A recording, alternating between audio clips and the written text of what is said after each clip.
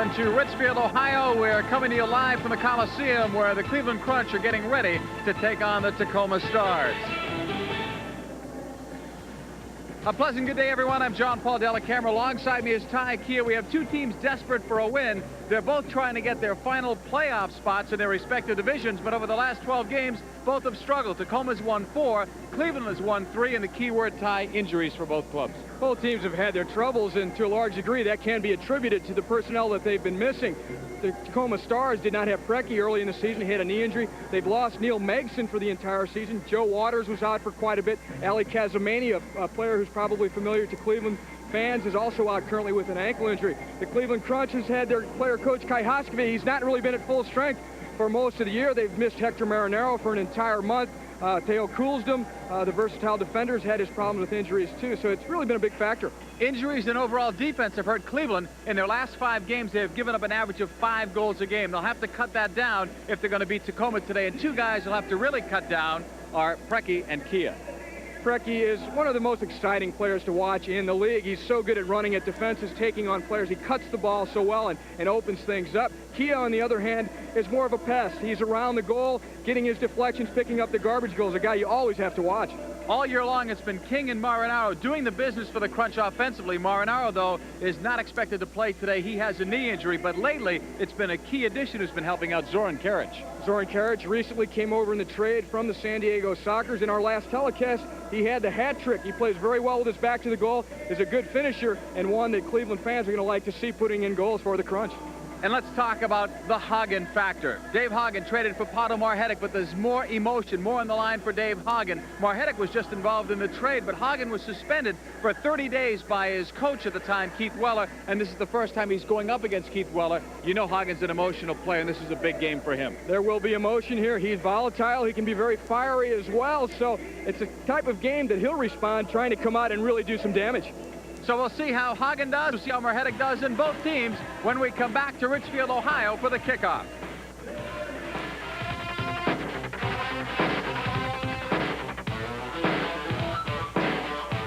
One, two, three. Easy as can be. How do you pick your numbers for the Ohio Lottery Pick 3 numbers game? I listen to my baby. 3, 5, 4. I use the last 3 license numbers on the last ticket I write. I run the park, then play my time. I bet the height of the world's tallest man. However you pick your 3, remember, it feels so good to win. Pick 3 numbers. Facsimile. Again, technology is revolutionizing our business environment. Today, information can be delivered within seconds at a cost you can finally afford. Canex, Cleveland's oldest Canon facsimile dealer, can put the power of facsimile to work for you with the plain paper, fully featured laser-driven Faxel 920, the plain paper Fax 350, or the personal Fax 120. Have Canex put the power of Canon facsimile in your hands. Call Canex for your free demonstration. Get to know one of the best teams in college basketball. Digger Phelps helps you keep pace with Notre Dame, introducing you to the team and taking you on the hardwood for every matchup. The Digger Phelps Show, Mondays at 7:30 Eastern, 4:30 Pacific, exclusively on Sports Channel America. Watch some of the best soccer players compete in one of the oldest soccer leagues in the world. Direct from Great Britain, it's English League Soccer. Rugged and exciting action every week on English League Soccer, only on Sports Channel America. Check your TV listings for days and times. No channel covers Ohio sports better than Sports Channel Ohio, a channel created to bring you the best of Ohio sports. The all-American thrills of the Indians, the start-to-finish magic of the Crunch, the hard-driving competition of the Mid-American Conference, and the crowd-pleasing battles of Ohio high school sports. All on Sports Channel Ohio.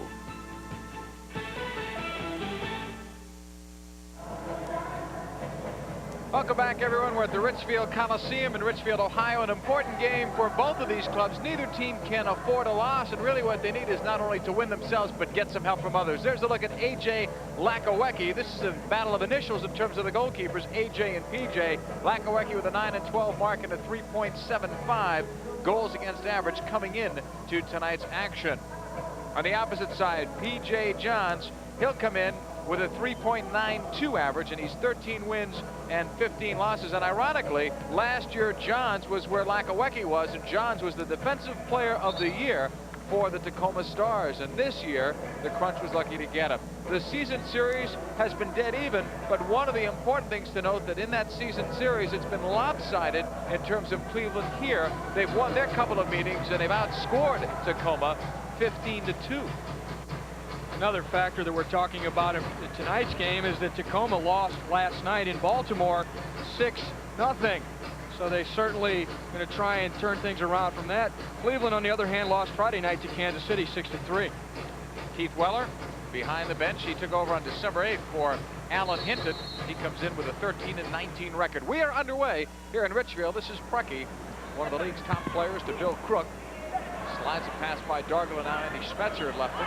Looking to get it back. Andy Schmetzer played here for the Cleveland Force a few years back. A lot of players on the opposite side with some connections here, and some who are not here on this trip because of injuries that went out of play. Essie Bahamas to Gino DiPolito, the officials on the field. Tom Gordon is the alternate official. We are just 19 seconds old in this one. Well, something interesting straight off the top. Dave Hagen has started out, at least lined up, as a defender, along with Benny Dargle, with Mike Sweeney in the midfield and Charlie Green in the midfield with Mike King up top. So you don't often see Hagen playing in the back. Coming back the other way. Andy Schmetzer to the outside, tackled away by Dargle. They've got King and Green up top, and now Hagen moving more to a forward position. Actually, this group is very, very versatile. Green can come back and play as a defender. Sweeney can come back there. They'll be sliding back and forth depending on the situation. Hagen, you don't want to keep him all the way in the back because he's such a good attacking player. Lead pass, and John's got a kick there. Dargle looking, it's played right through, and Key almost had an easy goal. McCormick was in there creating some havoc with P.J. Johns, but if you're Cleveland, you don't want to fall behind early against this Tacoma team, or any team for that matter. You'd like to get off to that good start. The Crunch got off the hook there. In fact, Johns may have used his hands outside of the box. Here's Green. He had an open man, but it was blocked by Bill Crook. Crook had a knee injury, missed 6 weeks, and has not come back and been the same player, but you wouldn't expect that. It takes a while to come back. Tacoma is glad he's back in the lineup. Their big loss was really Neil Makeson earlier, as Preki goes off. They were 2-5 when Preki missed his first 7 games of the year, but it took Preki a little while also to get his legs going and get back into the thick of things. Well, you mentioned Makeson. I think he may have been the biggest factor because he is one of the top defenders in the entire league, and when he goes forward, he does it very well and scores goals. Here's Jerry Gray off the board. Sean Phillips, who got his first pro goal the other night, indoors anyway, caused some problems there. There was a foul called. Look at Joe Waters, player assistant coach for the Tacoma Stars. Always one of the top shot blockers in the entire league, and that brings to mind Bernie James, who's not suited up tonight for the Crunch. You talk about a player of Makson's magnitude missing from the Tacoma Stars. The Crunch have certainly missed Bernie James in their last several games. I didn't realize how tough it was to say Makson's magnitude till you tried it. 13-14 to go. That is tough. 13-14 left in the first quarter, and it's scoreless. Cleveland has not done as well as we look at their bench without James. They're 2-4, and he does so much back there. He's a good man-to-man marker, but he provides leadership and toughness. And everybody with the Makeson back there, with the James back there, they make everyone else tougher as well. So they do a lot more for their teammates. They can anchor the entire defense of their team. Kia just back after a stress fracture. He was breaking open, but they didn't spot him. Now Marhedick, who started the year with a Crunch, came in the Hagen deal. Broken up. Karich had a couple of assists in game 1 and 4 straight games with goals, making it 5 almost as it's blocked. Rebound came out. Pozio battling for it, and a foul is going to be called on Gray.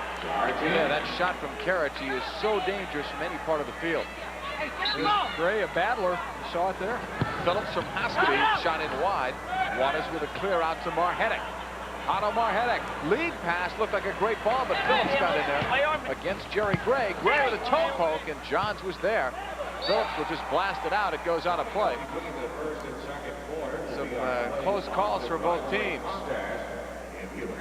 Tacoma, their largest margin of defeat, came back here on the 7th of February. I had said earlier that they were outscored 15-2. It was bad math on my part. It was 14-2, but those scores were 5-0 and 9-2. 5-0 game was Cleveland's home opener, a shutout for P.J. Johns against his ex-mates. Well, there are a couple things in the favor of the Crunch tonight. Number one is that record that you see there. They've done so well against Tacoma in this building. And also, Tacoma did just play 24 hours ago, whereas the Crunch did not play for 48 hours ago. Brecky, great move, a shot. Oh, that had some steam, and Johns blocked that. Brecky's shot is so powerful. Always watch his left foot, and the ball always dips. He gets a lot of power on it, but it also does a few tricks. Hagen with it, out there with Sweeney, Mepham, Dargle, and Michael King. Michael King has been a hot player really since January. He has had 22 goals in 24 games since 1990 started. And a lot of those goals were tougher because now he's getting a lot more attention. Earlier in the year, when he was more a flash to some teams, he wasn't getting that attention. Now he's marked every game.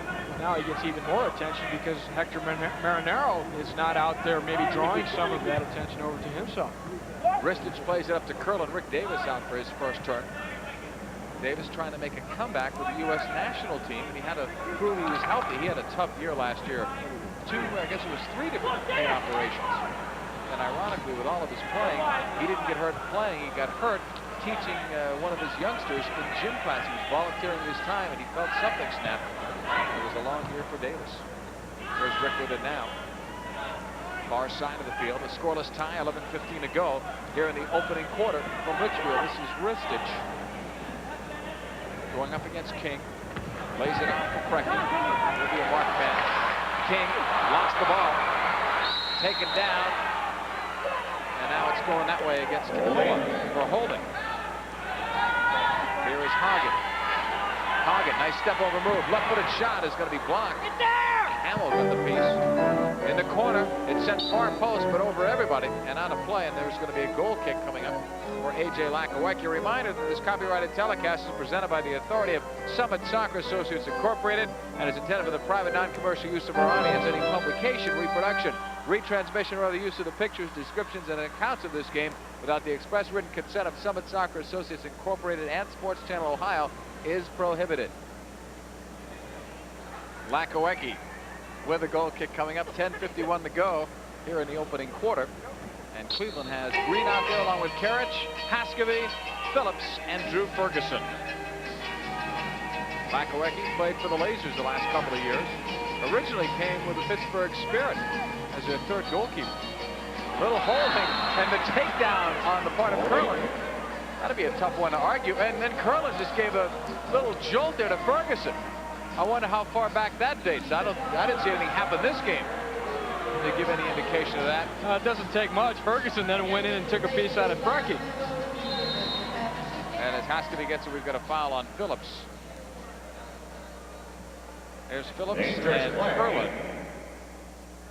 Curlin a little lucky there. He's directly in front of the official, Gino DiPolito, when he gives that late bump. Ferguson along the boards. Here's Brecky. Coming back, blocked. Ferguson got a piece of that. Now it's McCormick looking for Curlin. The scoreless tie. We have gone almost 5 minutes here in the opening quarter. Charlie Green back for it. He and Curlin were teammates last year with Hershey in the AISA. Green was also an assistant coach as well as a player. Here is Haskavy, 7-time MISL All-Star, third all-time leading scorer. Good ball to Green, who was open. Charlie Green uses the boards, but there's nobody on the side end of that. Here comes Ferguson with a good read of the bounce. Trying to chip it far post, but Lakawecki cuts it off. Ferguson, a recent signing as the Crunch tried to bolster up their defense. Injuries to Bernie James and Fulsden, leaving them spare at the back. Look who's flying. Marhetic with a shot block. We've got a delayed penalty, though, coming up as P.J. Johns covers it up, and Sean Phillips is going to be going off. Marhetic had the break, so Cleveland dodges the initial bullet in terms of stopping the break. But that man Phillips will be sitting out a couple of minutes for tripping. Out of the corner of my eye, I saw somebody going down while play was going on. Phillips racing back to try and get in support as Marhetic was walking in alone on P.J. Johns. He did tangle legs with one of the other Tacoma attackers. When we come back, Tacoma will have the power play, but for now it's scoreless.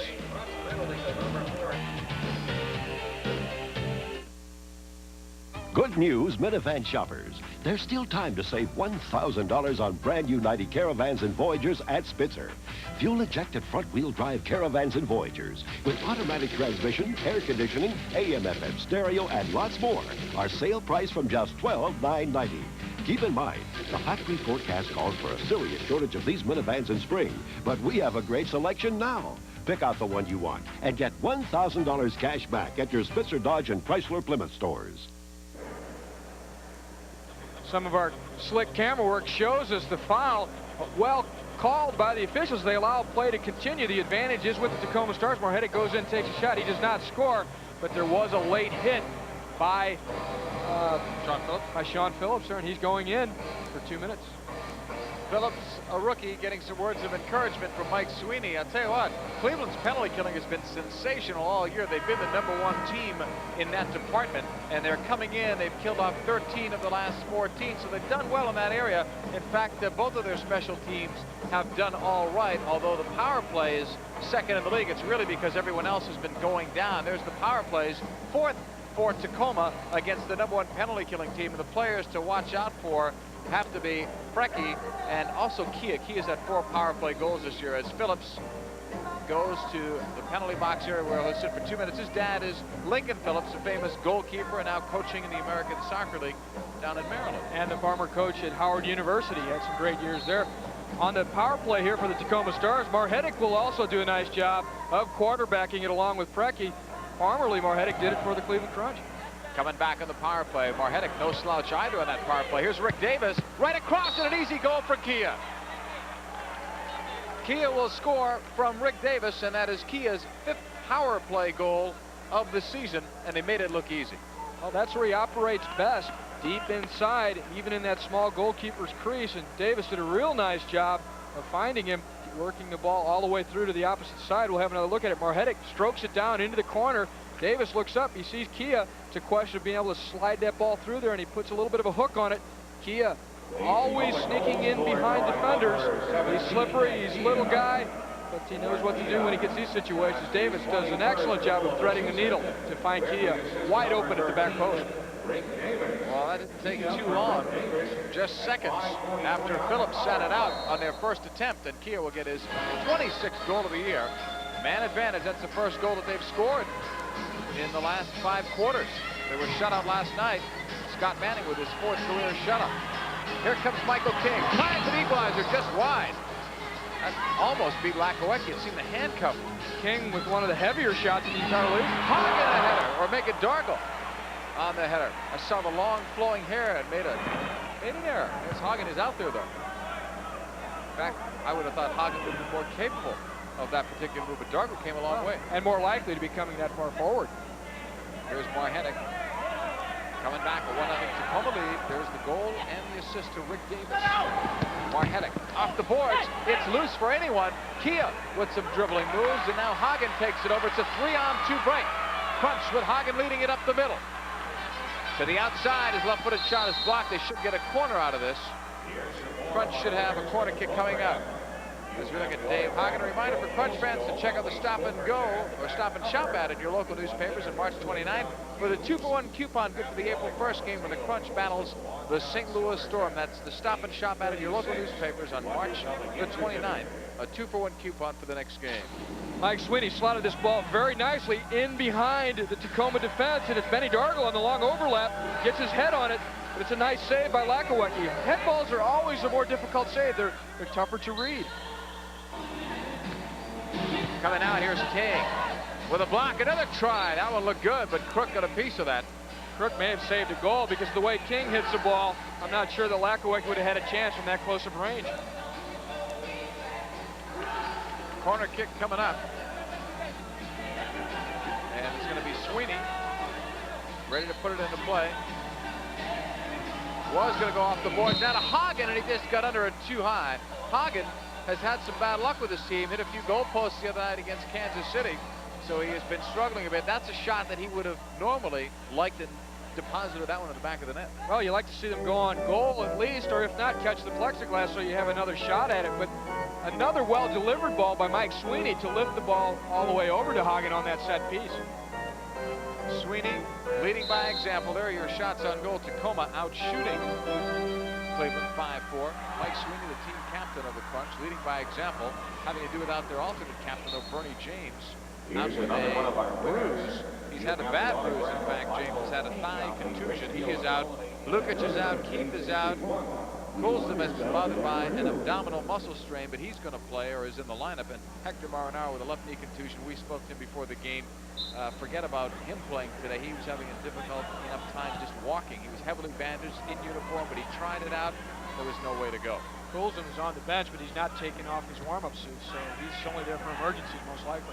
Phillips responded by Gray. It's 1-0 Tacoma if you're just joining us. 7:53 to go here in the first quarter of play. The only goal was Kia's on the power play from Rick Davis. Kia's 26th of the year at 5:43. Upfield now for Curlin. Long ball, and P.J. Johns obviously can't use his hands there, but what a header that was. All the way back for Jerry Gray. It only took Tacoma 14 seconds into the power play to score against the #1 penalty killing unit of the MISL. Kansas City has defeated Dallas today 4-3. I'll tell you, the Comets are red hot. What a time to get there right during the stretch drive for the playoffs. They've got Baltimore thinking, looking back. Here's Karich. Nice move to the outside and then put it too far in front of him, and Rick Davis almost kicked it up to our broadcast location. Needed to get that up a few more rows. We have an official time on the floor. The Tacoma Stars are leading the Cleveland Crunch by the score of 1-0. You're watching Cleveland Crunch Soccer here on Sports Channel Ohio.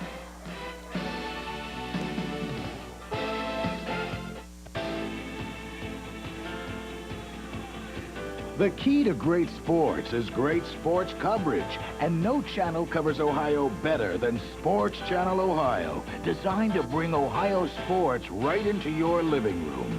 Down to the buzzer, right to the playoff action of the Cavs, the fast-pitching, power-hitting drive of the Indians, the start-to-finish magic of the Crunch, the ongoing hard-driving competition of the Mid-American Conference, and the crowd-pleasing battles of Ohio high school sports. All there, all on one channel, the channel made for Ohio, Sports Channel Ohio. But sports coverage on your channel doesn't stop there.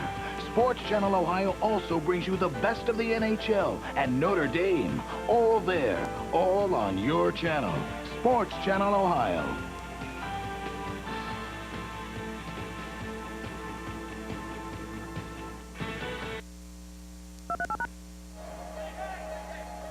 Tacoma leading it 1-0 over Cleveland. We have 7:08 to go in the opening quarter of play. Kia has the only goal thus far, as 26th of the year from Rick Davis, and the time of it was 5:43. Karich getting ready to put the ball in play at the top of the arc. A reminder for Crunch fans, Sunday, April 8th is Kodak Fan Photo Day. 2 end flaps from any box of Kodak film is all you need to get a close-up picture of your favorite Crunch players. So come to the Crunch Soccer Center for Kodak Fan Photo Day, April 8th from noon to 2 p.m. And a reminder that Sports Channel Ohio is home of Cleveland Cavaliers basketball. The Bulls and Michael Jordan pay a visit to the Cavs on Wednesday, March 28th at 8. You can see it live right here on Sports Channel Ohio. Karich ready at the top of the arc. Couple of fakes, and they give to Ferguson. It's blocked. Preki could have been off to the races, but P.J. Johns was there. Off Karich's foot. Look out, P.J. Johns. What a play! But he's out. He was out of the box when he got it with his hands. And Preki, you could see the danger in that one. When it was mishandled at the time by Karich, it was how fast could P.J. get back? Well, you've got a set piece that had backfired initially. Preki trying it. He did have P.J. Johns well out from his goal. Johns stopping it the only way he could, reaching out with his hands. He knew it immediately that he'd have to pay the price of the penalty for that one. But it goes back to a backfire on their set piece where Ferguson's shot was blocked. Johns did well to come out and cover it, but then his pass to Karich was too hard to handle, and that's when Preki got possession of the ball. Handball outside the box, and that means a shootout at 8:01. So, in the shootout category, Preki's 2 for 3. How about a wager here? You think he'll go with his left foot or with his right foot? I'm not a gambler. Here's Preki. Oh, he would have faked me out. Time, he will score the goal. Well, that's amazing. That took an eternity. That's amazing.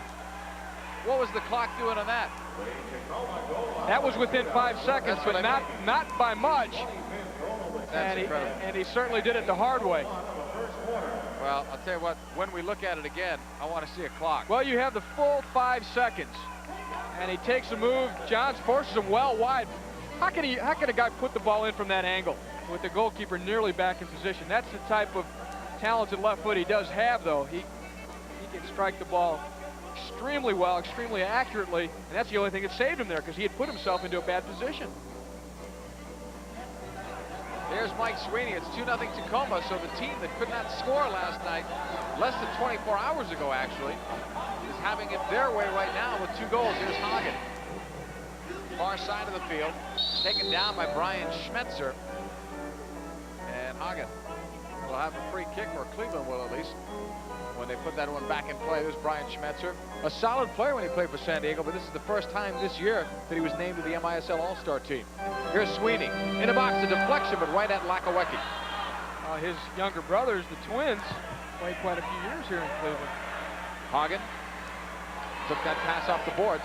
Lead pass. Charlie Green was open. Saved Lakawecki. Green again was looking for King, but couldn't give him a good pass. That was a difficult pass to make. Not a bad idea, as King was getting into the slot there, but it was out in front of him a bit too much. Lakawecki. The idea was good. It was just the degree of difficulty.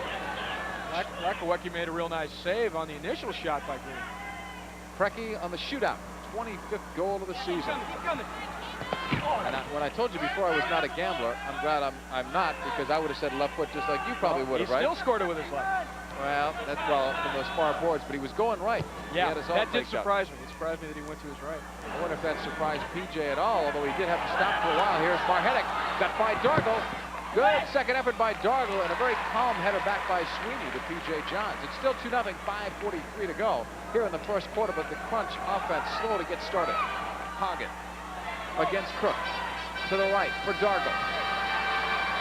Dargle looking. No one with him. In fact, he's going to get the double team. Hamill coming after him.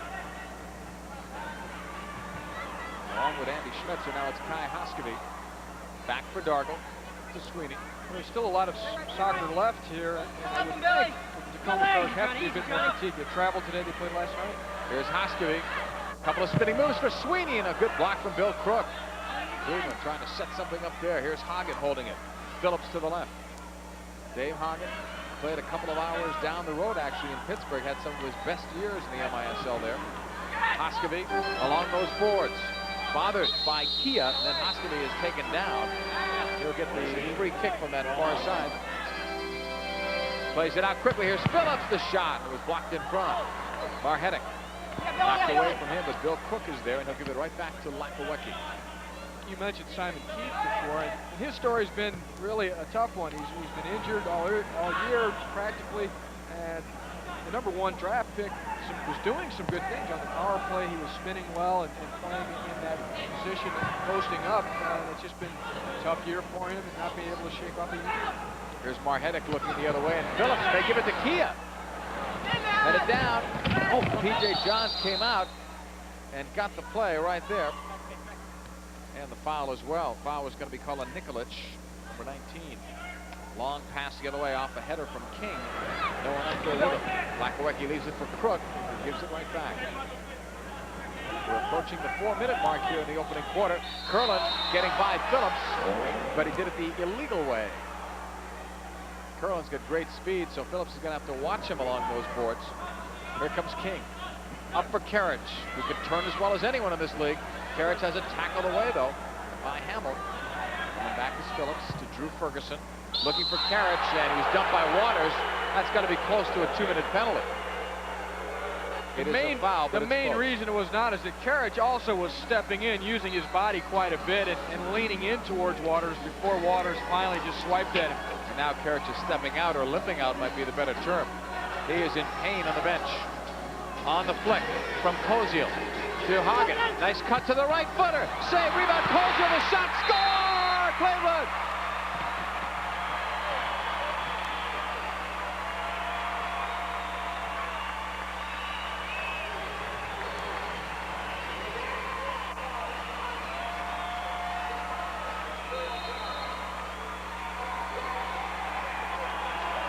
Some nice work by Dave Hagen.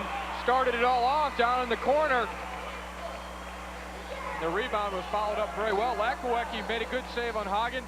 The replay is the one that was put away. Here's Hagen cutting inside on Waters, gets his shot off. Lakawecki with the save.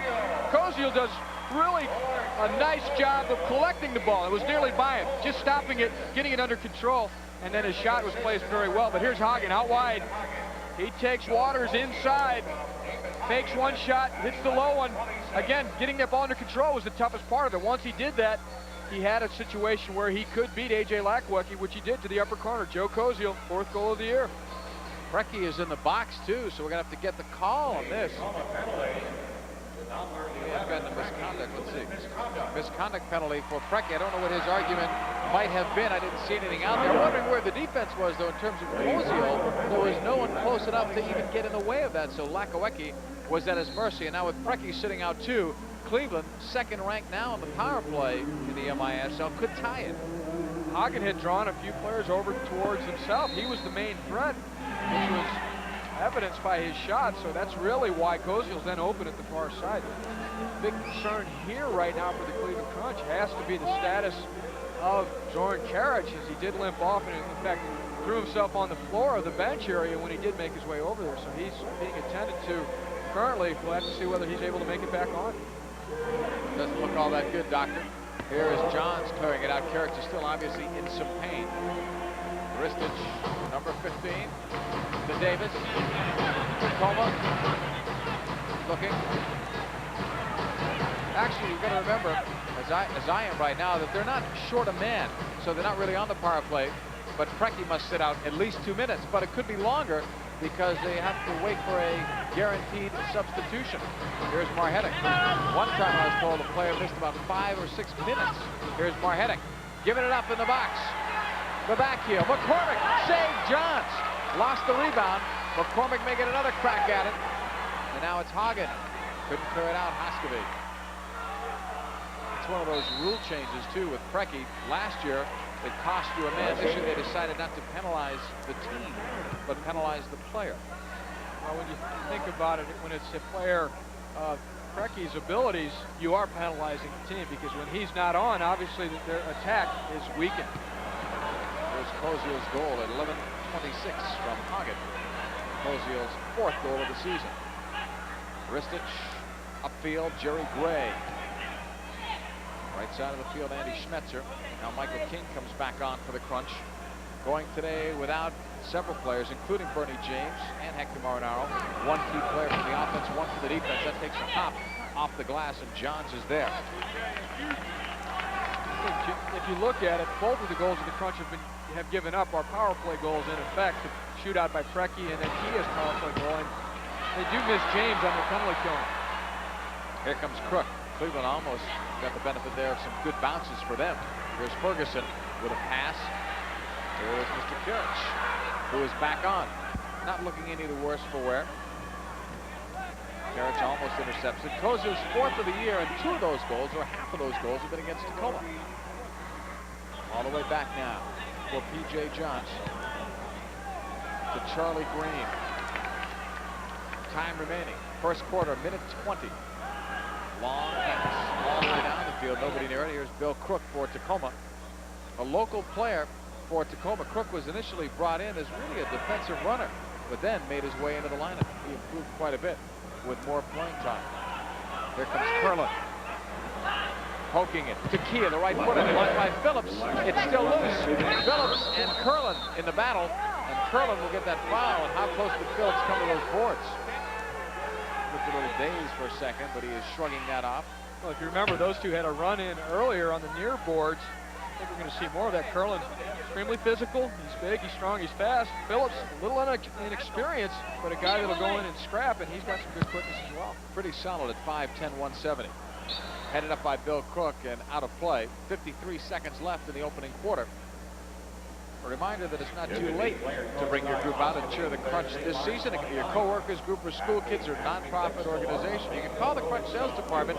They'll be glad to help you out. There are the numbers in Cleveland 349-2090, in Akron 535-KICK.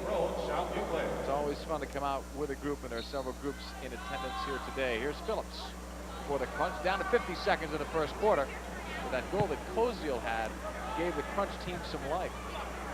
Preki, by the way, is back out there. There was a substitution allowed after his 2 minutes had expired. Guaranteed substitution. On the far side, Karic got by 1, but not 2.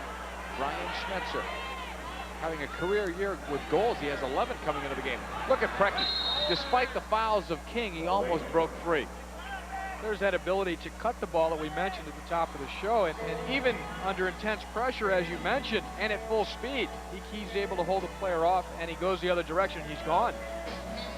2-1. Tacoma leading it. Phillips coming back. He has Carriage with him left. And far left is King. Phillips trying to play it across. Too late with that thought as it's cleared out of play. 16 seconds left in the first quarter. A look at Carriage catching his breath. Carriage has done well for this club. That was a great trade. I think Paul Wright is going to and has already helped San Diego, but Carriage is really more of what the doctor ordered here. They needed a good target player, but he can do, as you said before, so many other things. Ferguson in for King. Cleared out by Preki. Joggle with a trap, lifting it in. Sent back out by Waters. Green will settle. Time running out. He knows it. He'll send it long. And it went out of play with 3 seconds left. Going back to that trade, I think the Crunch, at least for now, are way ahead in terms of personnel because Carriage can do the job right now. I think Paul Wright's more of a player for the future. Carriage comes right in here and is able to add a dimension to the Crunch attack that was not there before. San Diego had a little more patience than Cleveland because of different circumstances. Here's a Waters long clear.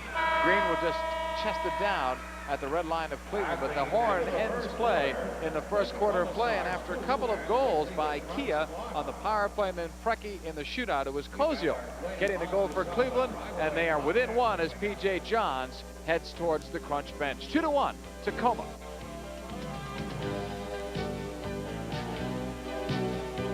One, two, three. Easy as can be. How do you pick your numbers for the Ohio Lottery Pick 3 numbers game? I listen to my baby. 3, 5, 4. I use the last 3 license numbers on the last ticket I write. I run the park, then play my time. I bet the height of the world's tallest man. However you pick your 3, remember, it feels so good to win. Pick 3 numbers. Facsimile. Again, technology is revolutionizing our business environment. Today, information can be delivered within seconds at a cost you can finally afford. Canex, Cleveland's oldest Canon facsimile dealer, can put the power of facsimile to work for you with the plain paper, fully featured laser-driven Factel 920, the plain paper Fax 350, or the personal Fax 120. Have Canex put the power of Canon facsimile in your hands. Call Canex for your free demonstration. Get to know one of the best teams in college basketball. Digger Phelps helps you keep pace with Notre Dame, introducing you to the team and taking you on the hardwood for every matchup. The Digger Phelps Show, Mondays at 7:30 Eastern, 4:30 Pacific, exclusively on Sports Channel America. Watch some of the best soccer players compete in one of the oldest soccer leagues in the world. Direct from Great Britain, it's English League Soccer. Rugged and exciting action every week on English League Soccer, only on Sports Channel America. Check your TV listings for days and times. No channel covers Ohio sports better than Sports Channel Ohio, a channel created to bring you the best of Ohio sports. The all-American thrills of the Indians, the start-to-finish magic of the Crunch, the hard-driving competition of the Mid-American Conference, and the crowd-pleasing battles of Ohio high school sports. All on Sports Channel Ohio.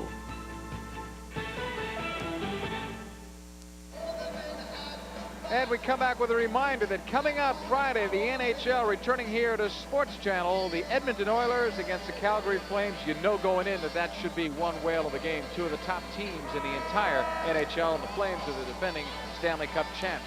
Summer camp information. We thought you'd want to know that the Crunch have announced that the National City Bank Cleveland Crunch soccer camps will happen beginning this June. Boys and girls will be able to learn from Kai, Benny, Mike Sweeney, and other Crunch players and coaches, and just have a lot of fun playing this great game of soccer. For Crunch camp soccer information, call in Cleveland 349-2090 or in Akron at 535-KICK.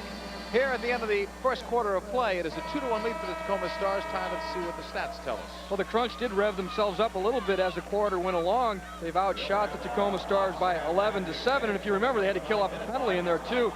5 saves for A.J. Lakowecki, just 3 for P.J. Johns. The block shots, the Tacoma Stars coming up big there. Second quarter just about set here. It is a 2-1 lead for the Tacoma Stars. They played last night. You wonder if they may show a little fatigue before this one is over. When I say last night, it was about 24 hours ago. Certainly when they started the game, but less from the end of that. When you lose 6-0, there's not much to be happy about as it's played back to Lakawecki. That game was a little closer than you might believe by the score, though. It was only 3-0, and then Baltimore scored 3 against a 6th attack. I know as a player, you usually liked having a game very soon after a result like that so that you could get out there and try and get that bad taste out of your mouth. But you prefer it to be in the same city. Yeah, the travel doesn't help. Coming back now, the crunch, playing it back out to Sweeney, over to Benny Dargle. Dargle has played his entire indoor career in Cleveland, be it with the Force or this year with the crunch. Could have gone elsewhere last year, but this is his home. And like Dennis Mepham, just wanted to stay here, hoping that something would happen and Cleveland would get a team back. Here is Preki, sending it long. Johns is out, and Hagen is there. We've got Kia down, and Gino DiPolito will stop play. Kia has just come back from a stress fracture in the shin area. So he has been hobbled by an injury. He came back last night after missing a few games. He's in pain right now, as you can tell. Kia came rushing in for this ball. It's a mismatch in terms of size. Johns came straight through him, got a little piece of the ball, so there's no foul. The contact really was inadvertent, as Johns just came straight through hard, as he would need to do in the corner. Here's Johns again, coming straight through, trying to get to the ball. Kia puts his leg up, and there's the heavy contact, and it's really a great deal to do with it. Has to be that Kia is not nearly as big or as heavy and strong as B.J. Johns. Now they're looking at the right side of it. It was his left shin that he had the stress fracture, and that does not appear to be the same area. Keith Weller will come over to check it out. Keith Weller in the back of his mind saying, guys, this is the last thing that I need is another injury. He's really had some injury problems. They had a good stretch tie. They won 8 out of 11 games, and then those injuries again started to hit. And while Kia is still down and out, will go out for this timeout. It's 2-1. Tacoma leads Cleveland. We've just started the second quarter. Good news, minivan shoppers. There's still time to save $1,000 on brand new 90 Caravans and Voyagers at Spitzer. Fuel-injected front-wheel drive Caravans and Voyagers with automatic transmission, air conditioning, AM/FM stereo, and lots more are sale price from just $12,990. Keep in mind, the factory forecast calls for a serious shortage of these minivans in spring, but we have a great selection now. Pick out the one you want and get $1,000 cash back at your Spitzer Dodge and Chrysler Plymouth stores. And as we come back, Kia is still down, so whatever happened there, we showed it to you in the replay, appears to be worse than it looked like. It didn't look all that bad on the replay. He got the bump with Johns. I'm wondering if maybe when he came around, if that foot didn't get planted and he was in an awkward spot. As we look at Kia, I want to remind everyone about an upcoming promotion that the Crunch is sponsoring on April 1st, where you can bring the entire family to the Crunch game. April 1 for Lorraine Journal Family Night. It's a great package. It includes the tickets, 4 tickets, 4 hot dogs, 4 Cokes, and a free parking pass for only $25. That's Lorraine Journal Family Night Sunday, next Sunday, April 1st, when the Crunch battles the St. Louis Storm. Look in the Lorraine Journal for details. It's not an April Fool's joke, by the way. $25, a great price, and you do get all of that. Kia is back up, but in a lot of pain. Well, you mentioned that Keith Weller can't afford this. They're just 3 games out of that last playoff position in the Western Division. Tacoma trailing St. Louis. They're 9 games out of first place, but 3 out of that last playoff spot. Cleveland, on the other hand, 6 games out of that last playoff spot. 9 out of first place also, but they've got a longer haul to try and get into the playoffs. And Cleveland didn't get any help last night. They probably figured Wichita might lose to San Diego, but you know, they've had San Diego's number. They've beat them 7 straight times. Look at that score. We gave it to you earlier. Kansas City 4-3 over Dallas. Loyola Marymount, the emotion and talent, I got to say, carried them far, but not as far. Georgia Tech beat Minnesota by a couple. And Minnesota had a great year this year in college basketball. What a great tournament. The NCAA March Madness, and now some indoor soccer madness, and Drew Ferguson will put it in play, but not quite there where he was going to do it. About 10 feet back. Here's Ferguson playing it up now to Michael King. King with 3 goals in his last couple of games, trying to beat Ristich. He did, but there is Kerlin to come in. Left there for Preki, the magic man, as they call him. Coming back with a pass for Kerlin. He didn't handle it all that well, and then he got tripped up by King. I thought it was interesting as Curlin was streaking forward. He didn't have that much help, but he looked for Preki. He's under orders, no doubt. Get the ball to this man because he's the one that can make it happen. Brian Schmetzer. But Preki will give you that ball back. He'll take a lot of shots. He's second to tap 2 in shots, but he has a lot of assists right up there among the assist leaders. Well, what he does so well is draw players as he's dribbling and then suddenly slide the ball off. A lot of room, and then finally Ristich was blocked by Ferguson. Here's Preki. There's the cut to the right side. He doesn't just cut left. That's what makes him so tough to mark. He can go either side. Hagen right now with him. Preki with a shot through all kinds of traffic, but Johns luckily saw it all the way. If you see it, you got a much better shot at it. Coming back for Michael King was the pass from Ferguson. It eludes King. Don't pick it up. Don't Play pick it back up. now to Lakawecki. Yeah, this Tacoma team was so short-handed. At one time, they used 12 players in St. Louis, and you and I saw that game. Chris Vaccaro dressed for the game as a field player. I don't recall him playing in that game, but he was dressed if they needed him. And even though Preki didn't have a great game, they really embarrassed St. Louis. I think it was 6-2. And if you would have told me that that team with 12 players would have done it, I would have been surprised. We've got penalties. Waters for 1, and I think maybe Karich. Well, if you remember early on when Karich limped off, it was Joe Waters who he had tied himself up with. Waters with that late tackle in that particular situation. So these two have been looking for each other. They found each other, but the officials found them out. Well, if you didn't finish that sentence, I was going to help you, because they sure did. There is Karich going out.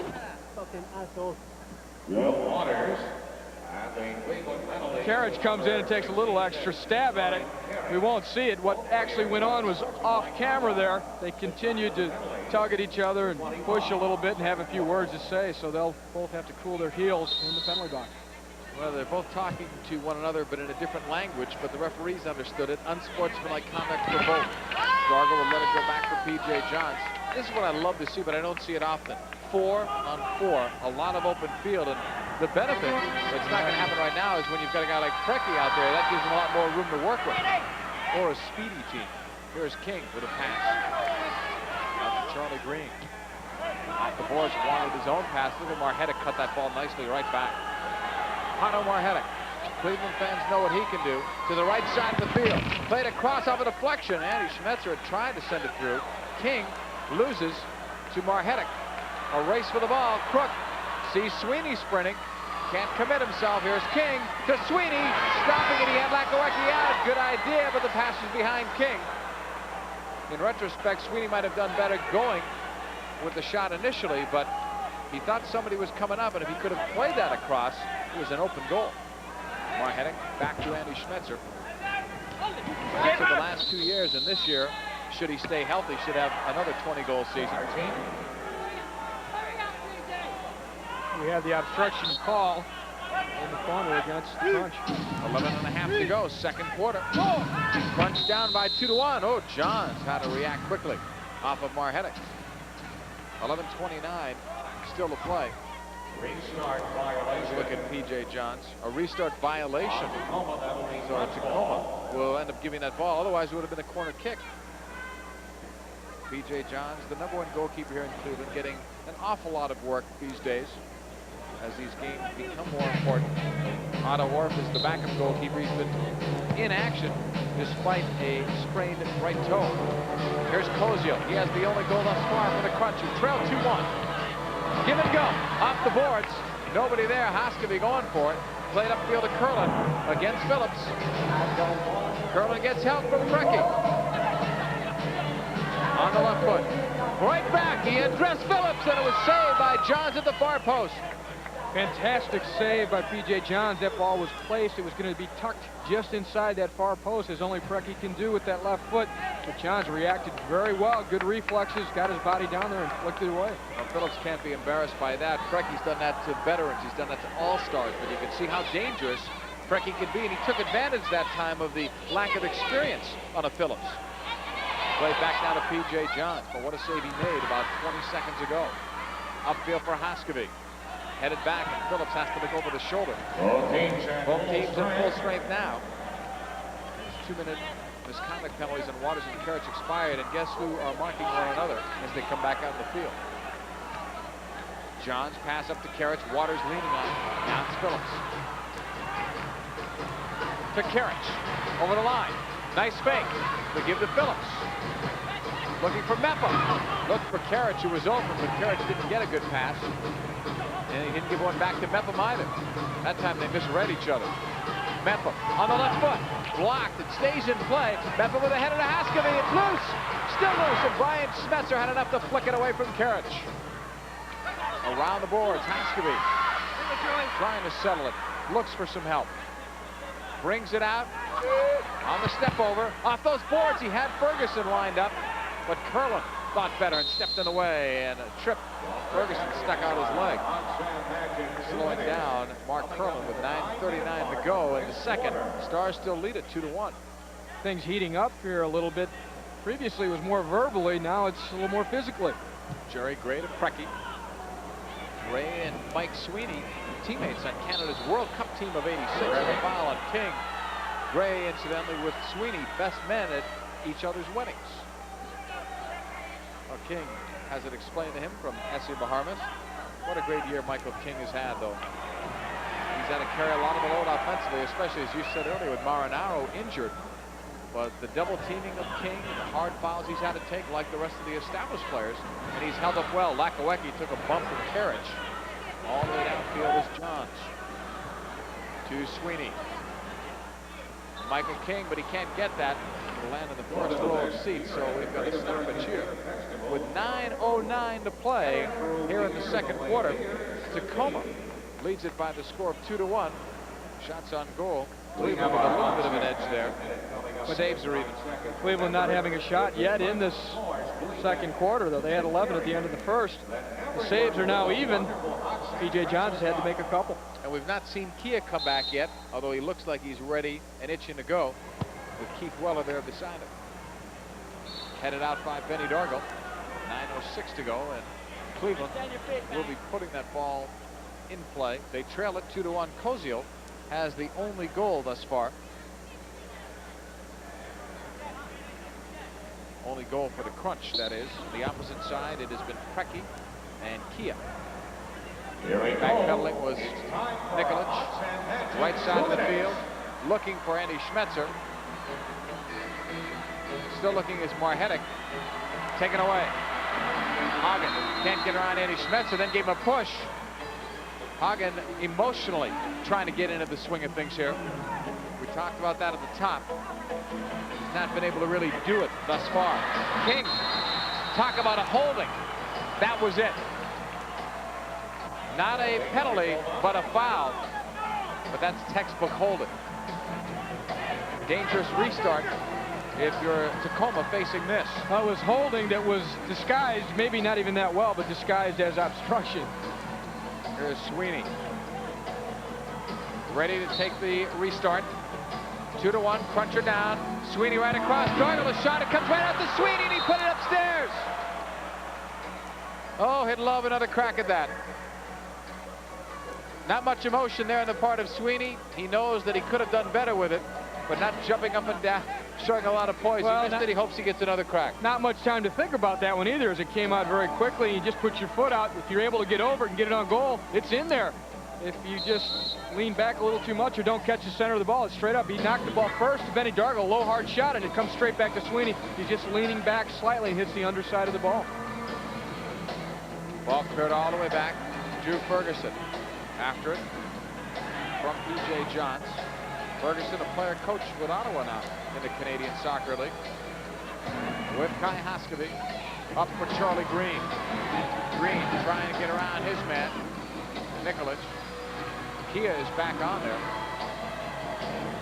Left side, Haskavy. And now to Ferguson. To Charlie Green. Looking is Green. Now to Haskavy. All the way out for Hagen. 2-1, Tacoma leading it. 7:50 to go in the second. Hagen trying to beat Kia. Pokes it to Ferguson. And then it's back for Phillips. Cleveland working it around, trying to get off a good shot. Hagen splitting. Lakawecki came out and made a nice tackle. Lakawecki, very athletic. Oh, classy move by Hagen, too, as he was able to double touch the ball and split two defenders. Haskavy heading it down. Barhetic. Now up it goes. There comes Kia. I talked about Lakawecki being very athletic. All goalkeepers are, but he takes it a step further. When they played indoors in the FIFA indoor game, which is not to be confused with MISL, oftentimes he would play as a field player. Here's Crook coming back. And when he played in goal, he gave him that other dimension as well of being able to move out of goal and use his feet well. Here's Kia, right across. Look out for Precky. Dargle will. Here's Precky, takes him to the inside, and Dargle hanging tough. Wow. By Hagen off Ristich. Well, based on some of the tours that the foreign teams have made through the MISL, we really have to claim that some of the best indoor players in the world are right here in this league. As the Soviets came through here, the Australian team came through here, and the MISL team has really taught them a few lessons.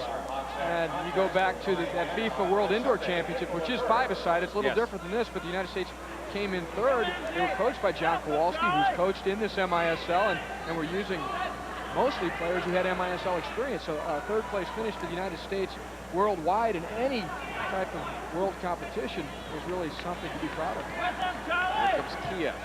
Knocked ahead. McCormick is open, and Johns with a great right-hand save, and Green will give it back to him. B.J. Johns looking. Now for Charlie Green. Johns has made quite a few good saves here in this game. Over to Hoskovich. Johns came in with a 1.47 goals against average and 3 wins, no losses against the Tacoma side. Lakawecki is 1-0 against Cleveland with a 2.01 goals against average against the Crunch. So both goalkeepers have had success against each other's team. Koziel with the only Crunch goal. And it's been a while since a goal. 11:26 in that last quarter, the first quarter, since the last score. We've gone 10 minutes into this one. And McCormick crunched Dargo.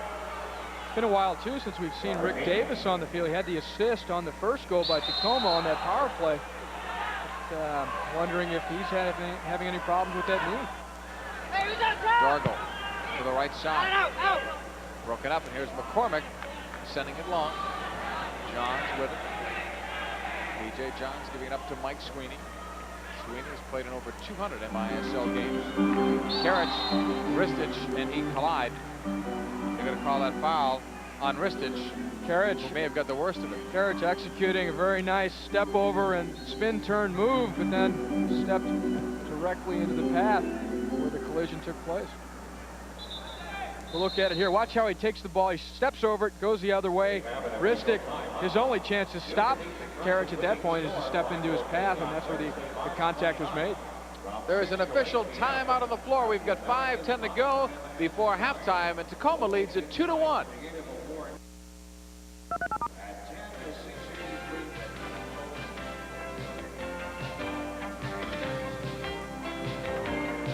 Turn on Sports Channel America any night of the week for exciting sports. On comes Bullard on a breakaway. Let's shoot. Score! Moving into the circle, side net Graham for Thomas. He scores! Nobody delivers the NHL like we do, with more than 100 hard-hitting contests straight through to the Stanley Cup Finals. Bennett's going to have to hurry. Keep this with the Fighting Irish of Notre Dame as they challenge top college teams across the nation. Climb into the ring every week with the Sports Channel Pro Boxing Tour. It's a knockout. Feel the fever of high school sports with the National Federation Game of the Week. Sports Nightly keeps you up to date with the latest scores, highlights, and news before and after every event. Plus, men's and women's college basketball, the Los Angeles and Boston Marathons, pro tennis, English League soccer, international amateur events, and more. Turn on Sports Channel America for exciting. A reminder to stay tuned to Sports Channel Ohio for the best in soccer action Tuesday, March 27th at 10. Watch some of England's toughest teams as they compete in English League soccer Tuesday night here on Sports Channel Ohio. Coming down here, it's 5:10 to go in the second quarter. 2-1 Tacoma leading it. Teo Kulsdom puts it in play, his first shift of the game. And it'll be interesting to see what Kulsdom can do. He can help them out offensively. He goes forward, coming back, drives, it's going to go in. And it's going to be McCormick's goal. If he touched it. Oh, I thought he did. He may have. Brecky's the one that slotted the ball through, and the diversion was enough, or perhaps a deflection, was enough to throw off P.J. Johns as he was going the other way. not a pretty goal. Brecky slotting it inside to McCormick's run. It actually may have gone in off of Joe Koziel as they both were tangling legs at the top of the box. That's enough of a screen to take P.J. Johns out of the play. We'll see it from this angle here. Both of them racing for the ball. The ball slotted through. Stepping over it is McCormick. It just barely touches Koziel. And P.J. Johns is left out there to dry. Well, they may change it. They're going to give it to McCormick as 5th of the year. Well, they're going to change it already. Yeah. Okay, they gave it originally as Brecky, or as McCormick, I'm sorry. McCormick caused a diversion, but he never touched it. Brecky's 25th goal, 26th goal of the year at 10:01. The second of the night. Here's Kerich. Shooting it is blocked out of play by Jerry Gray.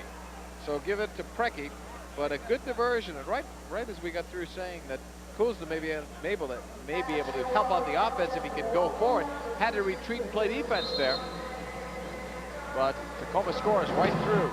Nobody home for the Crunch, and now it's Marhetic. Long pass all the way downfield. Johns to Kuzma. Kuzma's first goal in the MISL was a game winner against Kansas City earlier on in the season. Up for Kerich. Zoran Kerich, nice step over. Left footer is blocked. Ferguson in the corner, looking for his first point of the year. He's only played in 8 games though for the Crunch.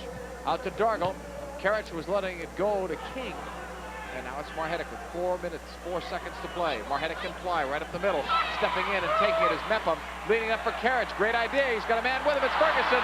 Zoran Kerich right across. Ferguson right back. Wide of Kerich. He'll pick it back up right through. Now it's Ferguson to Michael King. Kerich wanting it. It comes out to Dargle instead. Now to Mepham. Mepham right into Ferguson. He wanted Kerich. It was off the mark. Here's King from 50 feet out. Giving it up to Kerich. He tried to give it back. He was taken down by Waters. It's been a good matchup so far with Waters on Kerich. And that one almost at Brecky on the Tacoma Stars bench.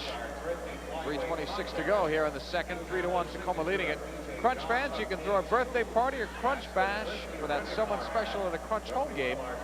Package includes tickets, an appearance by Crunch players, a replica jersey, and much more. There are the numbers to call in Cleveland, 349-2090, or in Akron, 535-KICK.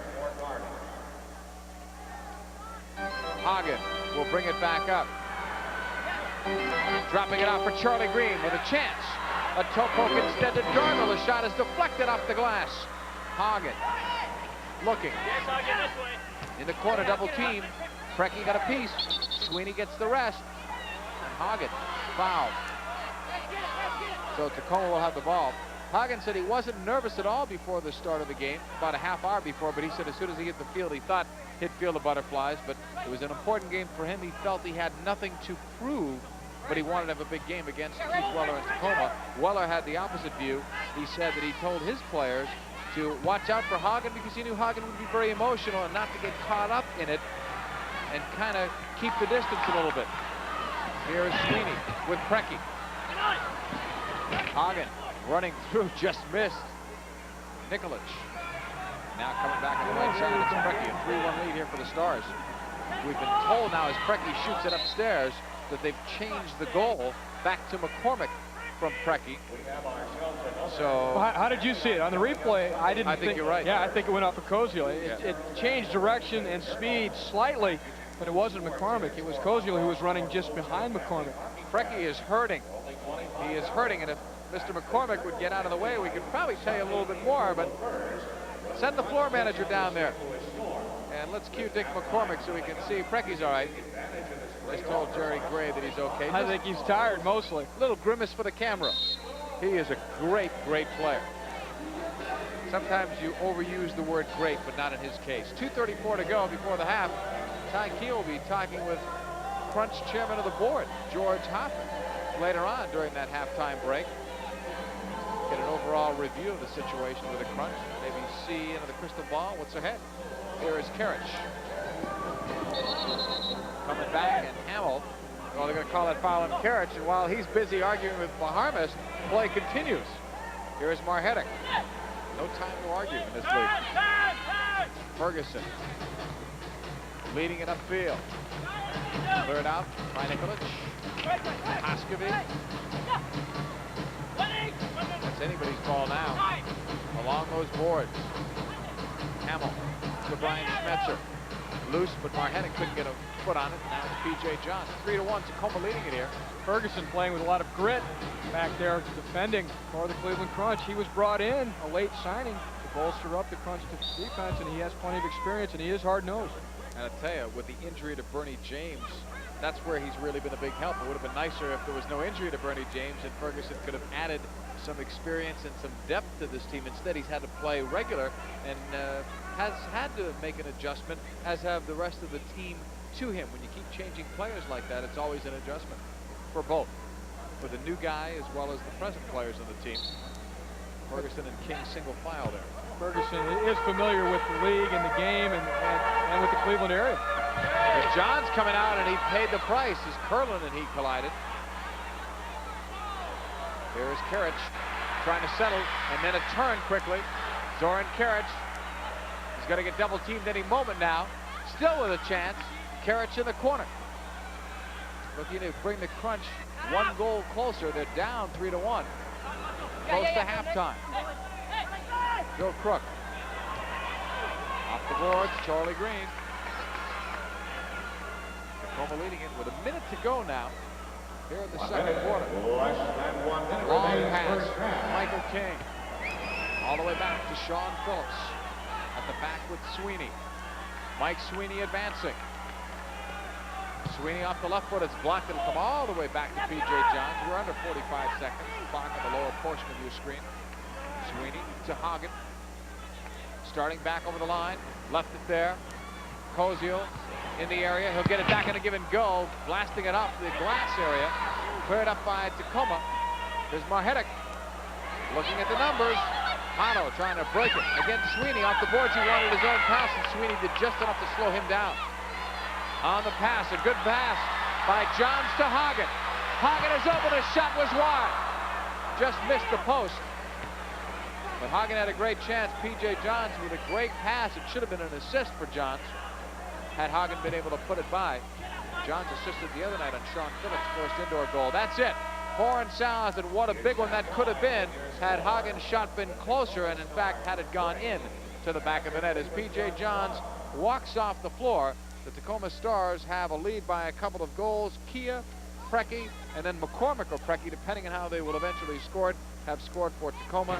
Koziel with the only goal of the game for Cleveland. A close one. Stars lead by 2 at the half.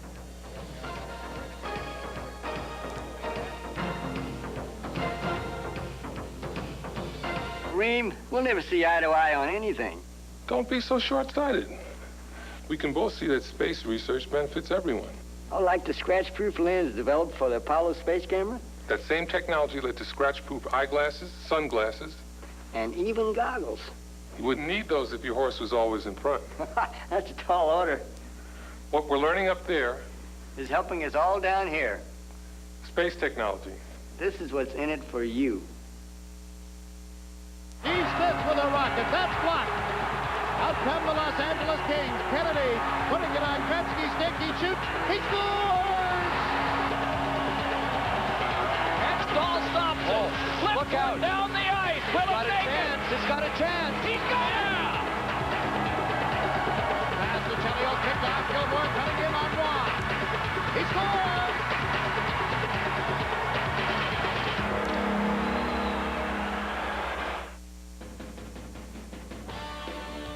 Sports Channel Ohio is the cable home of the Cleveland Cavs.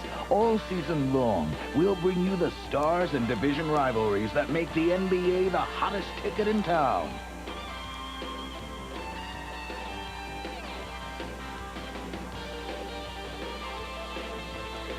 The Cleveland Cavs on Sports Channel Ohio. Get to know one of the best teams in college basketball. Digger Phelps helps you keep pace with Notre Dame, introducing you to the team and taking you on the hardwood for every matchup. The Digger Phelps Show, Mondays at 7:30 Eastern, 4:30 Pacific, exclusively on Sports Channel America.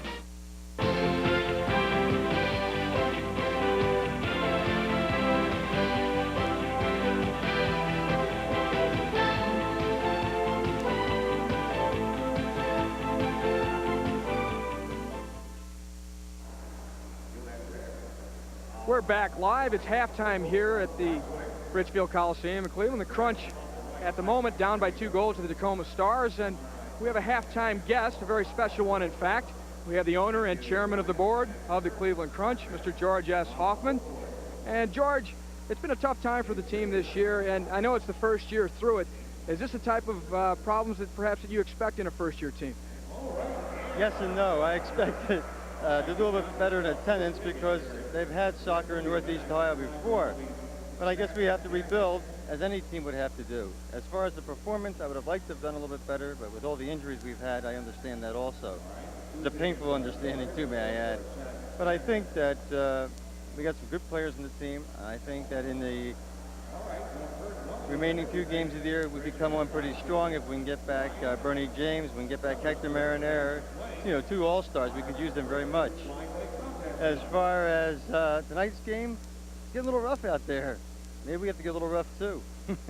But did you think really here in Northern Ohio and Cleveland with the success previously with Major Indoor Soccer League, indoor soccer, that you'd have to sell the game as much as you are?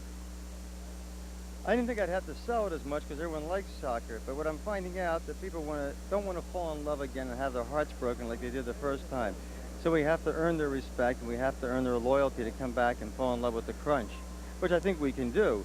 We're going to be back next year. We have the All-Star game in 91, 92, and I think that shows that we're committed to Northeast Ohio. I just hope the fans can get committed in us and cheer us on so we can do a lot better on the field, and I think we'll do that also. So what are you currently doing as the chairman of the board and with the front office to start to get that type of enthusiasm going? Well, we've hired a few new people in the front office in ticket sales and season tickets. We've hired some new people in the marketing area, and they're going out and they're really pounding the telephones and pounding the doors and see what they can do to sell more tickets. I think they'll do it. We're going to get a lot of help from the soccer youth organization in Northeast Ohio. They're going to go out there and help us too. So I think that with everybody getting behind this and with the front office, you know, with Al Miller and Terry Waskovich and those people really helping, it'll be good. And with a little luck, we'll do okay. Well, it's a good sign to me that the last 2 trades that the team has made, bringing in a player like Karich, an attacking player like Dave Hoggins, signing someone like Drew Ferguson to bolster up the team, some really positive indications there. I think so. Before the game started, Pato, my head, came up to me and he said, I'd still love to be playing for you. But I'm in Tacoma, and he said, I'd still love to be playing for you. And I said, I know, and I'd still love to have you playing for us too. We only have so many players in the team. Pato was a good one, and maybe he'll come back here someday. As far as Hoggins, he's playing his heart out. He's got an assist tonight to Joey Koziel. And Karich, enough as I said, he's got 11 points in 5 games. That's almost a little better than 2 a game. At that rate, you have well over 100 for the year. So I think he's pulling his weight also. And Kai Hoskovy, as your player coach, he's finally regained his health. He's scoring some goals now and providing more on-the-field leadership. Yes, he is. Unfortunately, he's as frustrated as anybody. When you lose as many games as we've lost, you get frustrated. And it's not that he's not doing a good job, it's that we've had almost half our team injured at one time or another. We have Bernie James right now. He's missed 7 games. We had 6 games without Hector. Now we have Hector without 2 games. You know, it's very hard to win without this, and I know that he's totally frustrated. And I can understand that. I'd be frustrated too if I was the coach. Matter of fact, I'm frustrated. I'm the owner. So what does the future bring for the Cleveland Crunch here in Northern Ohio? Well, it's going to bring more crowds. It's going to bring a better team. And I can guarantee you one thing, and you have my word on this, we're going to get better and better and better. And we're going to bring back, like you used to have, the old-time soccer in Northeast Ohio. George Hoffman, thank you, the owner and chairman of the board of the Cleveland Crunch. We're here at halftime. Currently, the score is Tacoma 3 and Cleveland 1. We'll be back in just a moment. We'll change that. 1, 2, 3. Easy as can be. How do you pick your numbers for the Ohio Lottery Pick 3 numbers game? I listen to my baby. 3, 5, 4. I use the last 3 license numbers on the last ticket I write. I run the park, then play my time. I bet the height of the world's tallest man. However you pick your 3, remember, it feels so good to win. Pick 3 numbers. Facsimile. Again, technology is revolutionizing our business environment. Today, information can be delivered within seconds at a cost you can finally afford. Canex, Cleveland's oldest Canon facsimile dealer, can put the power of facsimile to work for you with the plain paper, fully featured laser-driven Faxel 920, the plain paper Fax 350 with the personal Fax 120. Have Canex put the power of Canon facsimile in your hand. Call Canex for your free demonstration. Sports Channel Ohio is the cable home of the Cleveland Indians. All season long, we'll bring you the all-American thrills of the tribe.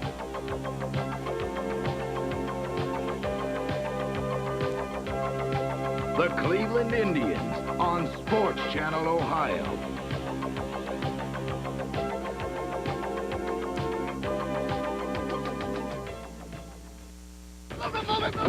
This company needs quick decisions. So does yours. This company needs leaders.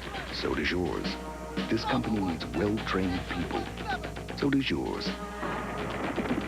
So when this company needs to borrow people from your company, Come on, man, move it on. Let's go, let's go. remember, they'll always come back better than they were before. Hey, Bill, could we get your approval on this? Be a hero. Give your employees the freedom to protect ours. Welcome back, everyone, to Richfield, Ohio. We're at the end of the first half of play. The Tacoma Stars are leading over the Cleveland Crunch by the score of 3-1. Preki doing well, depending on how they eventually score this goal that you'll see a little bit later on. He either has 1 goal or 2, but he has put his trademark on today's game. But for the Crunch, they only had 4 shots in that second quarter, and they're going to need more and more quality shots to get some goals. Well, obviously, you're down by 2 goals. You need to mount a more sustained attack and build some confidence in terms of going forward and taking some players on and getting your cracks at goal. We're going to run you through some highlights, and you're going to see that Cleveland has never led in this one. It started off, they were down a man early. And a power play goal, as you mentioned. Rick Davis sizing up his options. He's got that kind of time because they are a man up, and he finds Kia at the back post. Power play goal in the first quarter, 5:43 into it. Kia, his 26th of the year from Rick Davis. They got another break a bit later on when P.J. Johns handled the ball outside of the box, setting up this shootout. And it's Preki. He surprised us here. We're expecting him to go to his left. Instead, he fakes that way, goes to his right, but he still ends up finishing it off. At this time, you're wondering how much time is left and how he threads the needle here to get it inside of P.J. Johns and still get it into the goal. It's unbelievable, but that's the kind of left foot that Preki does have. And Cleveland gets back into it after they're down 2-0. Hagen does a lot of the work, but it's a nice finish for the rookie Joe Koziel. The ball flicked off by Koziel, in fact, initially to Hagen along the boards. He takes Waters inside. Some nice moves here. Gets the hard low shot in. Lakowecki with the save. And Koziel collecting it well and then putting it into the upper corner to give Cleveland their only goal so far this game. That made it 2-1, and then we're going to let you at home judge. You be the judge on this. Who scores the goal? We've looked at it a few times. Let's see again. Curlin knocked the ball out wide to Preki. Preki sees McCormick breaking towards the goal. McCormick steps over it, and maybe it touched his heel, maybe it didn't, maybe it hit Joe Koziel as it went by. But whatever it was enough to throw off P.J. Johns, and the ball rolled into the empty net. They've given it to McCormick, and if it stands up, it's his 5th of the year. And Preki had the assist on it. It would be his 34th assist of the year. Well, right now, Tacoma's not used to leading at halftime. Cleveland has been used to trailing it, but it's still anybody's game. It's anybody's game. 2 goals is really nothing in indoor soccer when you're talking about 30 minutes of action remaining. You have to remember also that Tacoma played just 24 hours. In fact, they were pasted down in Baltimore 6-0, so they may fade. Cleveland trailing it here. They've trailed ever since the beginning, but one of the things that they're trying to do is get a little consistency going, and it seemed like when they had some good chances, especially in the very end there, Hagen has a great chance. He misses. Sweeney had a good chance. He put it upstairs. There's 3 or 4 of those that come readily to mind. Well, it's really a matter of confidence, and we just mentioned that as far as them trying to get back into this game in terms particularly of their attack. And what happens is when a team is playing well, when things are going well, those are the kind of shots that go in. Those are the kind that guys goes right in and says, yeah, give me another crack at that one, I'll put it away. But instead, things are just not going their way. And it's going the way of Tacoma. Keith Weller's got to be happy because one night ago, really 24 hours ago, his team loses to Baltimore on the road 6-0. They come in here with their heads high and they lead it at the end of the first half. Your halftime score is Tacoma 3 and Cleveland 1. We'll come back to Richfield, Ohio in just a couple of moments. We should have a fine second half up next.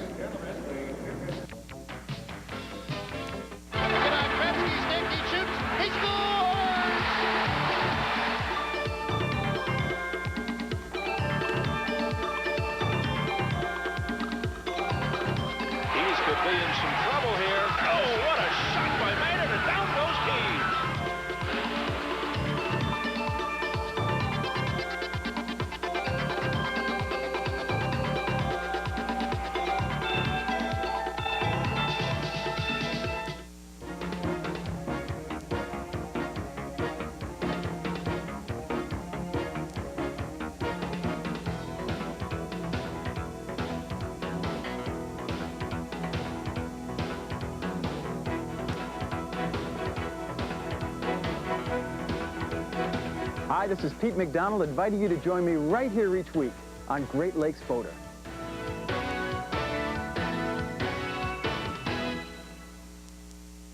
No channel covers Ohio sports better than Sports Channel Ohio, a channel created to bring you the best of Ohio sports. Down to the buzzer, right into the playoffs with the Cavs, the All-American thrills of the Indians and the Reds, the start-to-finish magic of the Crunch, the hard-driving competition of the Mid-American Conference, and the crowd-pleasing battles of Ohio high school sports, all on Sports Channel Ohio. He slips with a rocket. That's blocked. Out come the Los Angeles Kings. Kennedy putting it on Gretzky's stick. He shoots. He scores! Hextall stops it. Look out. Down the ice. Will it make it? He's got a chance. He's got it. Pass to Chelio. Kicked off. Gilmore cutting in on one. He scores!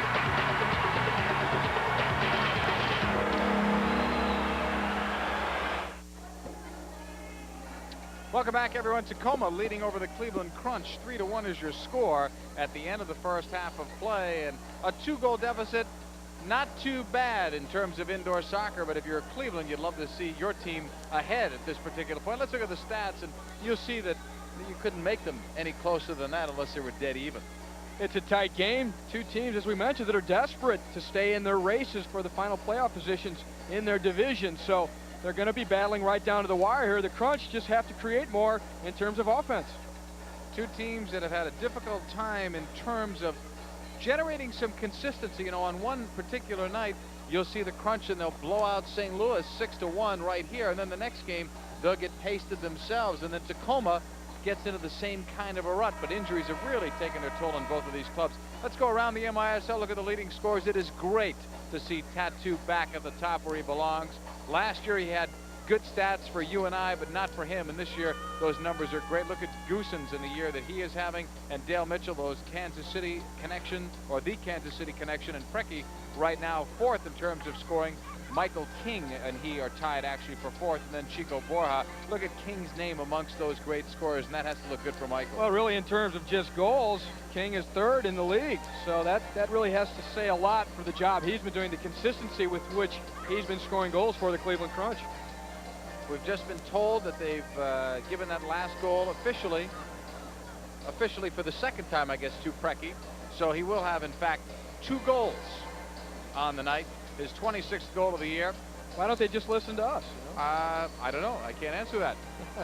But it was, as you say, the tough part is I think McCormick helps make that goal. He gets nothing for it. If nothing else, it's a great run. He's diverting P.J. Johns, and if he's not there, Johns is going to stop that ball. It's a wise move by McCormick. He knows he's not going to be able to do much with that ball anyway. If it does come to him instead, he steps out of the way. Don't forget, Crunch fans, Sunday, April 8th, Kodak Fan Photo Day. 2 end flaps from any box of Kodak film. That's all you need to get a close-up picture of your favorite Crunch player. So come to the Crunch Soccer Center for Kodak Fan Photo Day, April 8th. It's from noon to 2 p.m. Hope to see you there. Kickoff here for Tacoma.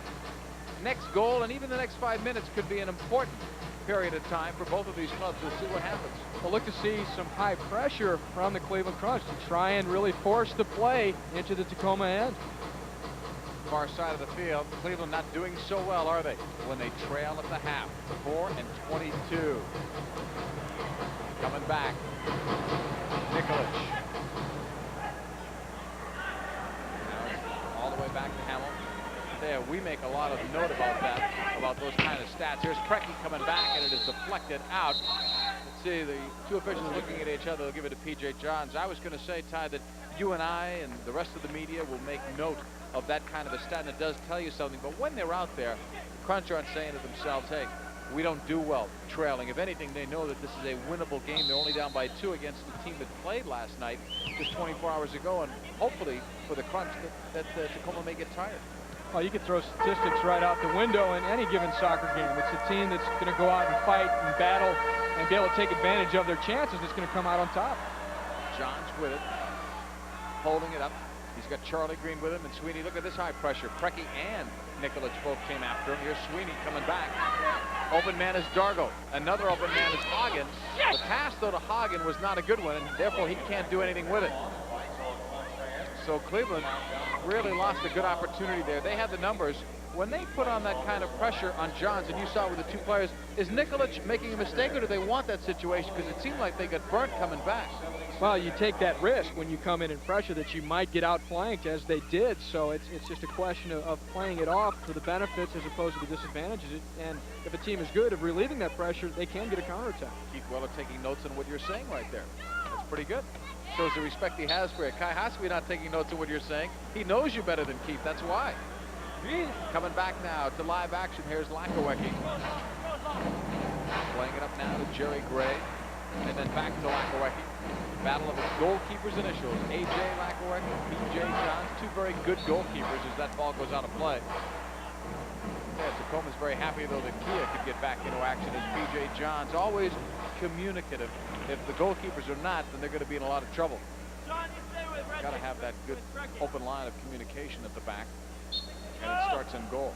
Indoors or outdoors. Here's Preki. Found Gray, but then it went off his back heel.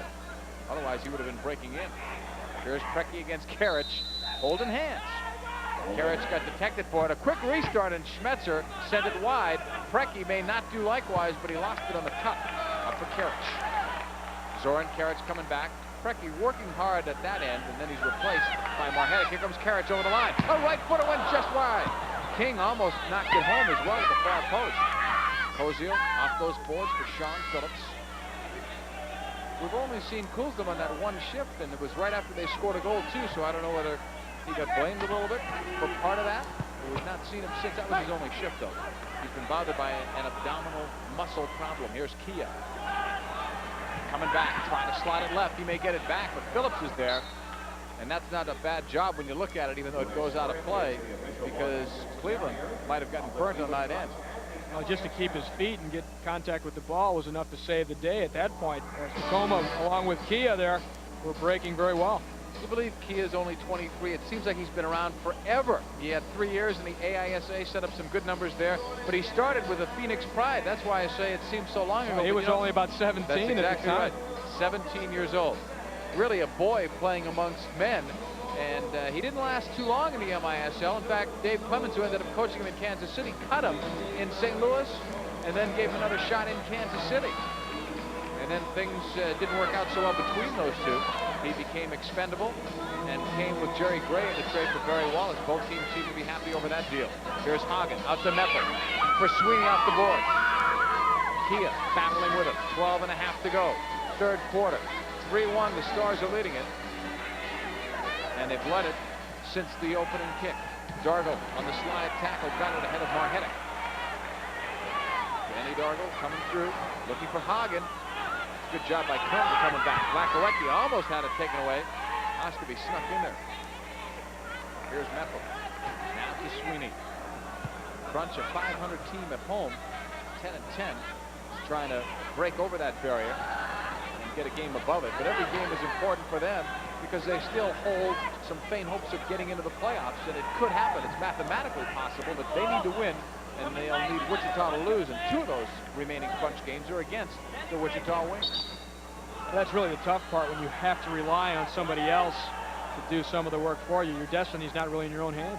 All you got to do is do what's in your control, and that is win your games. Ball is knocked back to Waters.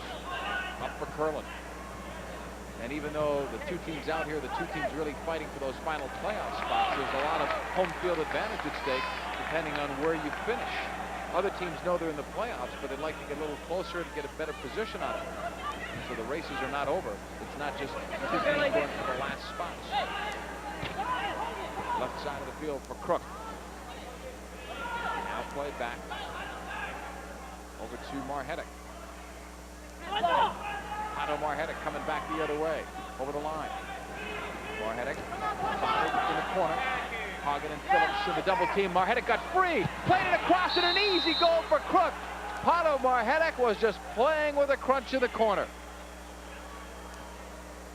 A one-man effort really there as Marhetic just kept working it, taking players on, keeping the possession, finally shaking them all off, pushed the ball over to Crook, and And Crook should certainly buy dinner for Pato Morehead. This is Morehead fighting off all this pressure and then stepping in between Sean Phillips and Dave Hagen, and then just sliding a beautiful ball over to the opposite side.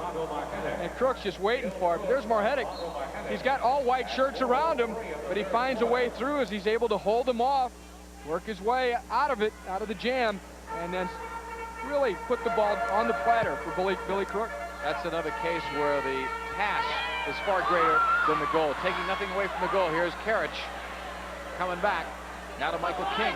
And now the Crunch have really dug a hole for themselves here. They're down 4-1. Here's Karich looking, cutting once. Traffic, he'll give it up to King. Shot is blocked, and the Stars will bring it up. Andy Schmetzer to Preki against Drew Ferguson, who made a nice block. King will send it back up the right side. Karich will keep it around. No angle there for now. Karich, got fouled by Waters.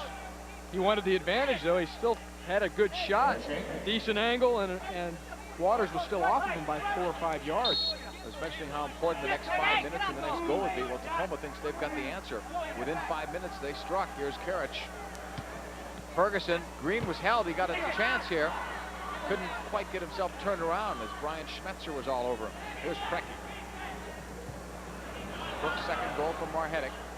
Again, take nothing away from Crook. He came forward, got himself in a position, but Marhetic literally danced between Hagen and Phillips and the boards, and he used the boards well and played it right across. Here's Preki, knocked away by Charlie Green. It's funny how sometimes it is easier to beat 2 players than it is to beat 1, because they're kind of relying on each other, and if they miscommunicate slightly, there's a place to step through. That's a good point, because no one player really had him. There was not support. There was 2 guys around him. It needs to be more definite and well communicated. The first guy goes in and the other one is the support. They kind of both halfway went in and he beat him. Marhetic gets the assist on it. He once had 6 assists in a game against Tacoma when he played for Chicago. Right side of the field now. Coming back to midfield. Crunch need a goal. And that might be an understatement.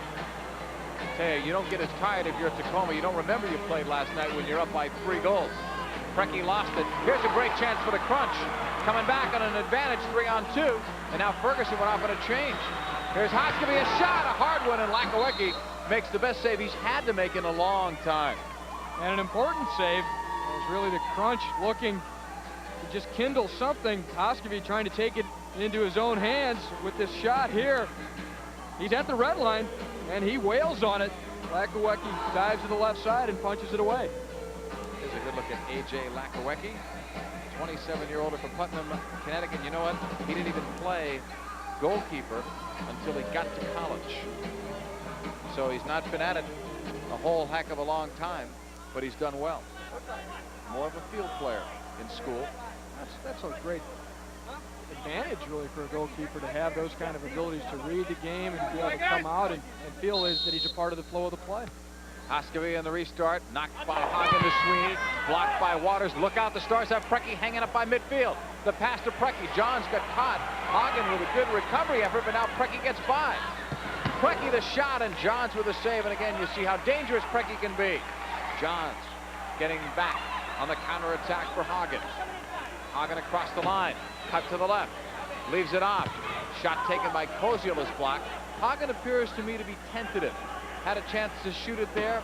I don't know if he's thinking about maybe wanting to do so well against Tacoma, if he's thinking about the goalpost he's hit or what. Well, he likes his right foot a little bit more than his left foot, too. And that one was set up on his left.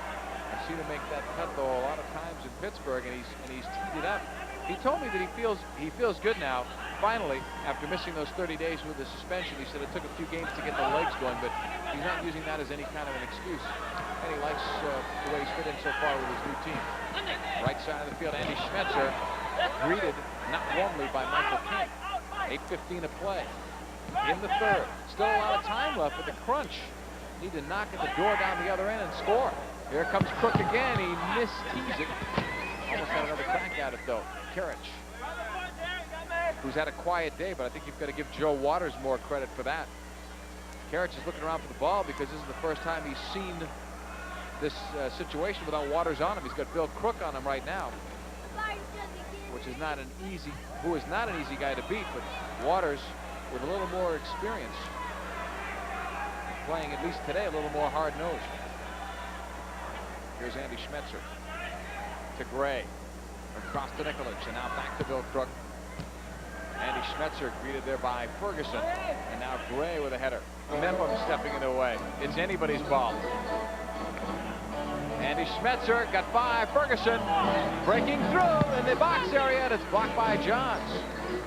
Well, Johns doing his best to keep the Crunch hopes alive in this one, but he needs some help from the offense.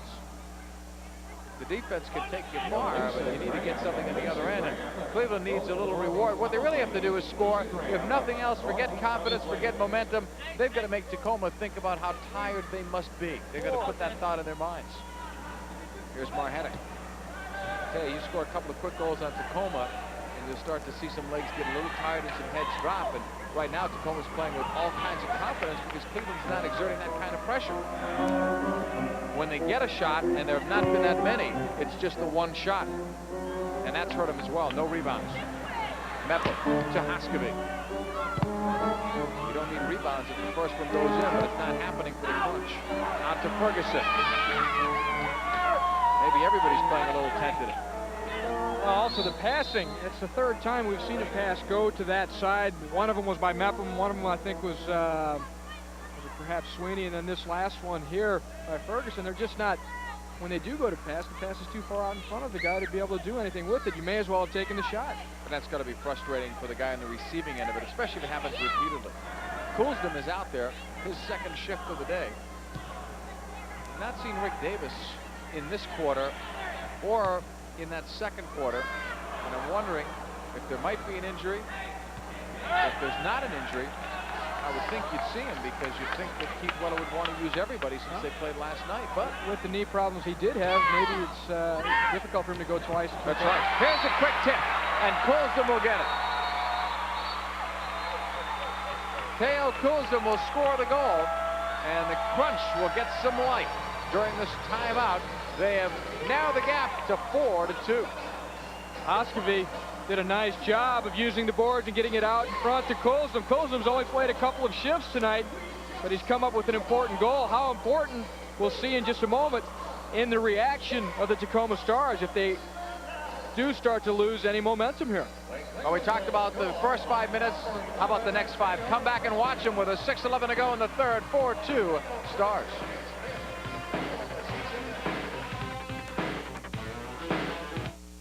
Tomorrow's the day. Spitzer Chevy's the place for unbeatable deals on brand new 90 conversion vans. Astros or full size, fully equipped and completely customized. Your choice, $15,995. If you can find a better deal, buy it.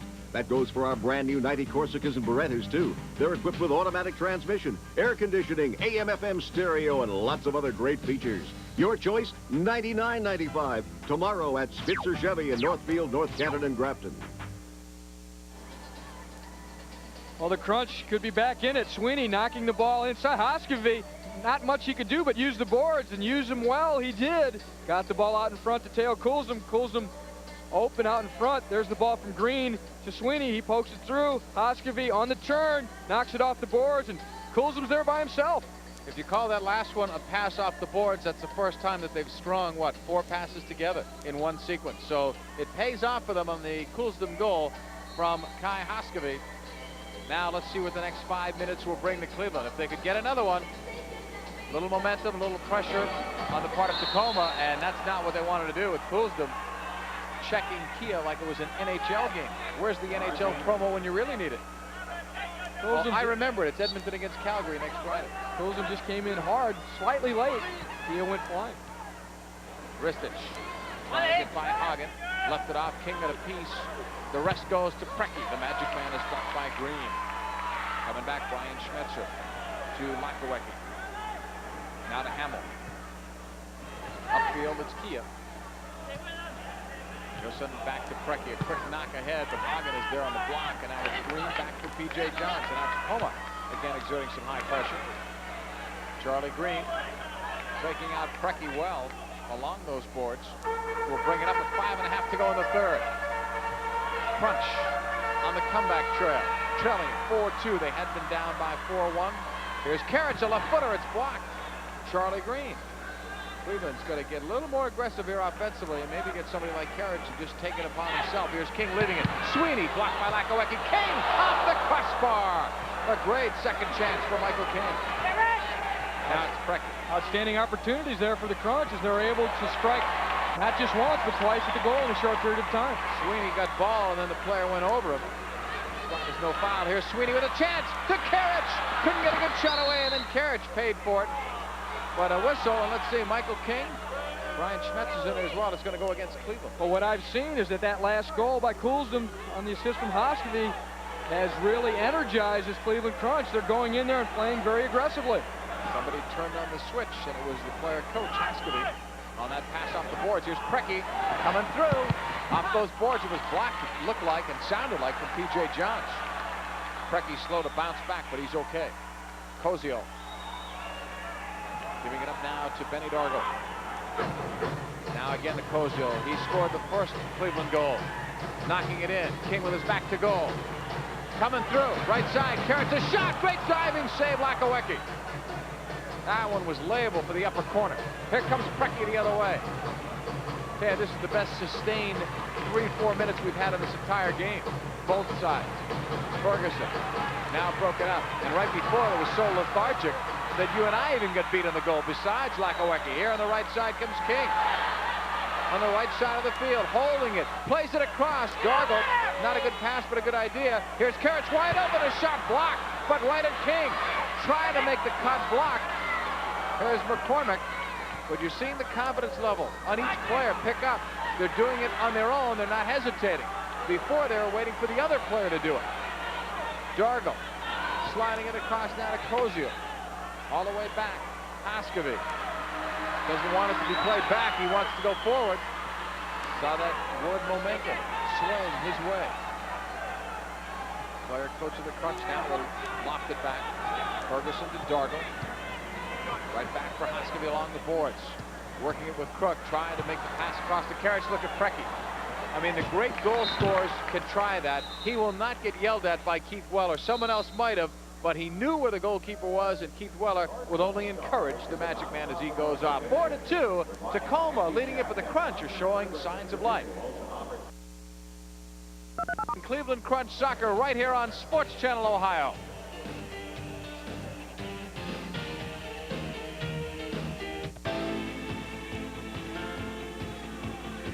The key to great sports is great sports coverage, and no channel covers Ohio better than Sports Channel Ohio, designed to bring Ohio sports right into your living room. Down to the buzzer, right to the playoff action of the Cavs, the fast-pitching, power-hitting drive of the Indians, the start-to-finish magic of the Crunch, the ongoing hard-driving competition of the Mid-American Conference, and the crowd-pleasing battles of Ohio high school sports. All there, all on one channel, the channel made for Ohio, Sports Channel Ohio. But sports coverage on your channel doesn't stop there. Sports Channel Ohio also brings you the best of the NHL and Notre Dame. All there, all on your channel. Sports Channel Ohio.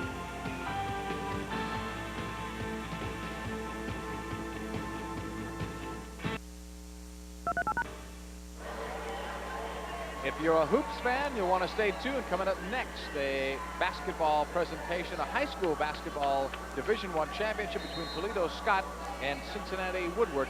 And it's right here on Sports Channel Ohio. Cleveland out shooting Tacoma by 6. Saves are right about even.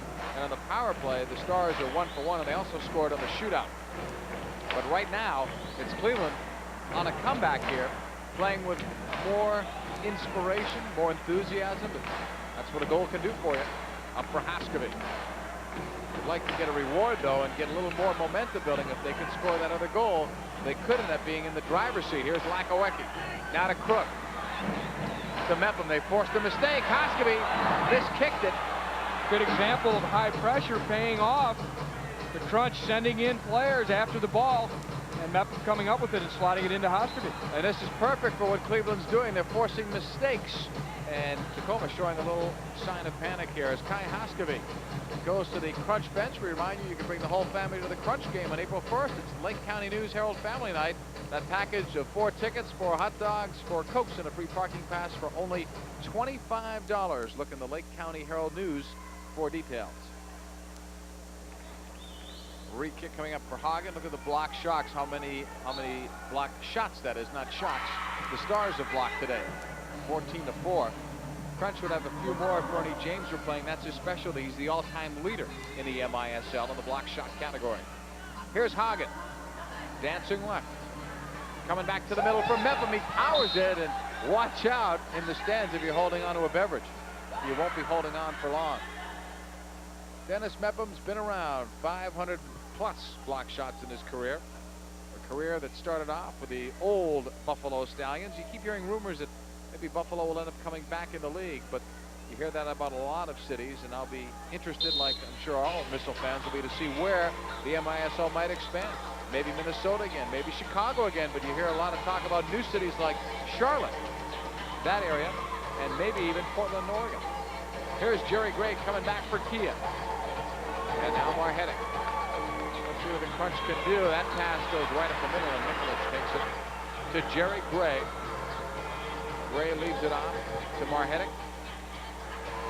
Jerry Gray, a veteran player. This is his 3rd stint with the Tacoma Stars. Oh, Gray and Hagen, and that one hurts. Gray will be slow to get up. And he's looking around to see who got him. I think he knows. I'll tell you what, he glared up. He does know. That's an air battle there. Hagen coming in late, piling into Jerry Gray. No one's ever accused Jerry of having a bad memory. Here's P.J. Johnson. I was about to say Gray has played for this team for 3 different times, but he's put up some good numbers in other places. He did well with the St. Louis franchise when they were the Steamers, 2nd leading scorer, 20 goals, 30 assists, but his best year was going to be in Chicago. Had 18 goals, 40 assists, and then he tore up a knee, and that set him out. And you know what? He only played in half the games and was still their 2nd leading scorer to Granitza. He's an adept playmaker, a guy that can work at both ends of the field.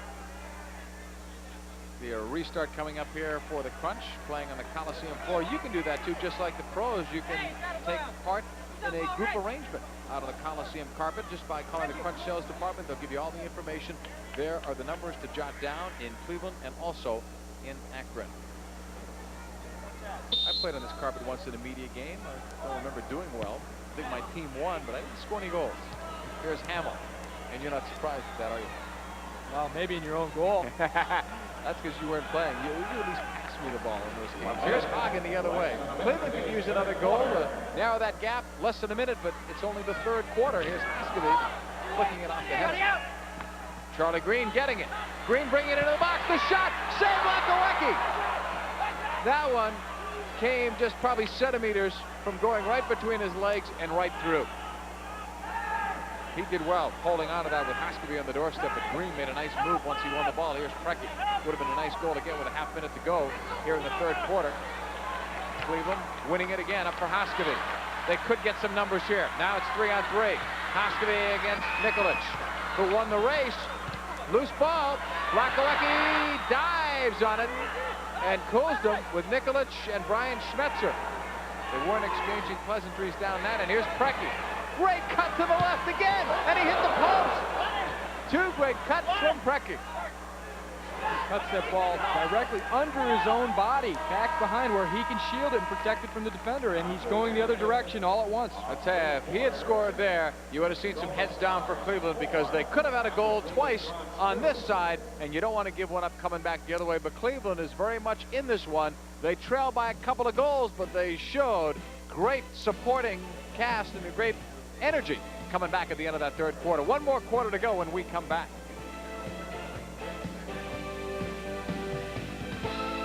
One, two, three. Easy as can be. How do you pick your numbers for the Ohio Lottery Pick 3 numbers game? I listen to my baby. 3, 5, 4. I use the last 3 license numbers on the last ticket I write. I run the park, then play my time. I bet the height of the world's tallest man. However you pick your 3, remember, it feels so good to win. Pick 3 numbers. Facsimile. Again, technology is revolutionizing our business environment. Today, information can be delivered within seconds at a cost you can finally afford. Canex, Cleveland's oldest Canon facsimile dealer, can put the power of facsimile to work for you with the plain paper, fully featured laser-driven Faxel 920, the plain paper Fax 350, or the personal Fax 120. Have Canex put the power of Canon facsimile in your hands. Call Canex for your free demonstration. Get to know one of the best teams in college basketball. Digger Phelps helps you keep pace with Notre Dame, introducing you to the team and taking you on the hardwood for every matchup. The Digger Phelps Show, Mondays at 7:30 Eastern, 4:30 Pacific, exclusively on Sports Channel America. Watch some of the best soccer players compete in one of the oldest soccer leagues in the world. Direct from Great Britain, it's English League Soccer. Rugged and exciting action every week on English League Soccer, only on Sports Channel America. Check your TV listings for days and times. No channel covers Ohio sports better than Sports Channel Ohio, a channel created to bring you the best of Ohio sports. The all-American thrills of the Indians, the start-to-finish magic of the crunch, the hard-driving competition of the Mid-American Conference, and the crowd-pleasing battles of Ohio high school sports. All on Sports Channel Ohio. Talk about your must-win games. Our next TV game, Cleveland versus Wichita. Mathematically, the Crunch still very much alive for that final playoff spot, but they've got to do it themselves, and that's the team that they've got to beat out if they're going to make it to the playoffs. The Wichita Wings, and you can see that game here at 8:30 next Saturday here on Sports Channel Ohio. And a reminder, you can bring the whole family out to the next Crunch home game, April 1, 7:05, when the Crunch battle the St. Louis Storm. The Storm with several talented players, Stan Terlecki, Godfrey Ingram, who has been injured, and he may be back by then. Time will tell. He had broken his jaw and is expected back fairly soon. Thompson Usian also on that club. And, of course, the ageless wonder, Slobo Ilyevsky, 40 years old, and he made it, deservedly so, to the All-Star team this year. They had a fine All-Star game. He's like a fine wine, isn't he? I mean, he ages well. Great year for Slobo. And St. Louis doing a lot better than Cleveland in the battle of expansion teams. Ball played upfield now to King. We're into the fourth quarter. Out to Karich. Broken up. Here's Andy Schmetzer to Pato Marhetic. Next goal, I don't have to tell you how important that's going to be regardless of which team gets it. Brian Schmetzer out to McCormick. Shots on goal, showed in that first half, now in the second half of play. Cleveland picking up there in that category. Tacoma leading it 4-2. Seconds into the fourth quarter. Here's Karich. Over the line. See what Cleveland can do here. See if they can come back and play like they did towards the end of that third quarter. That last 5 minutes had to be the best 5 of this entire game. And I'm talking about when they hadn't scored the goal. The goal had already come. Here's Sweeney. Holding off, now backpedaling.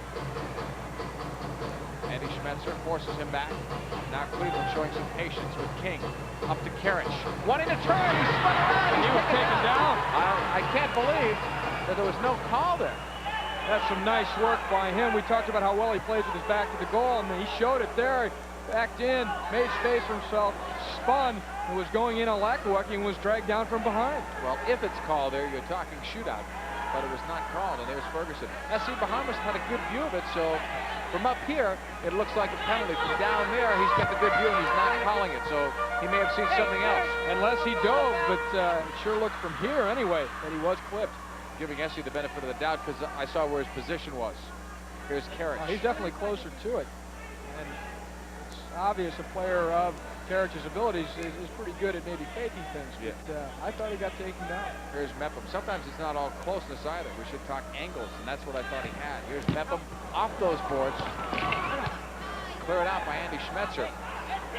Cleveland's got to take advantage here. Tacoma content to get that ball out.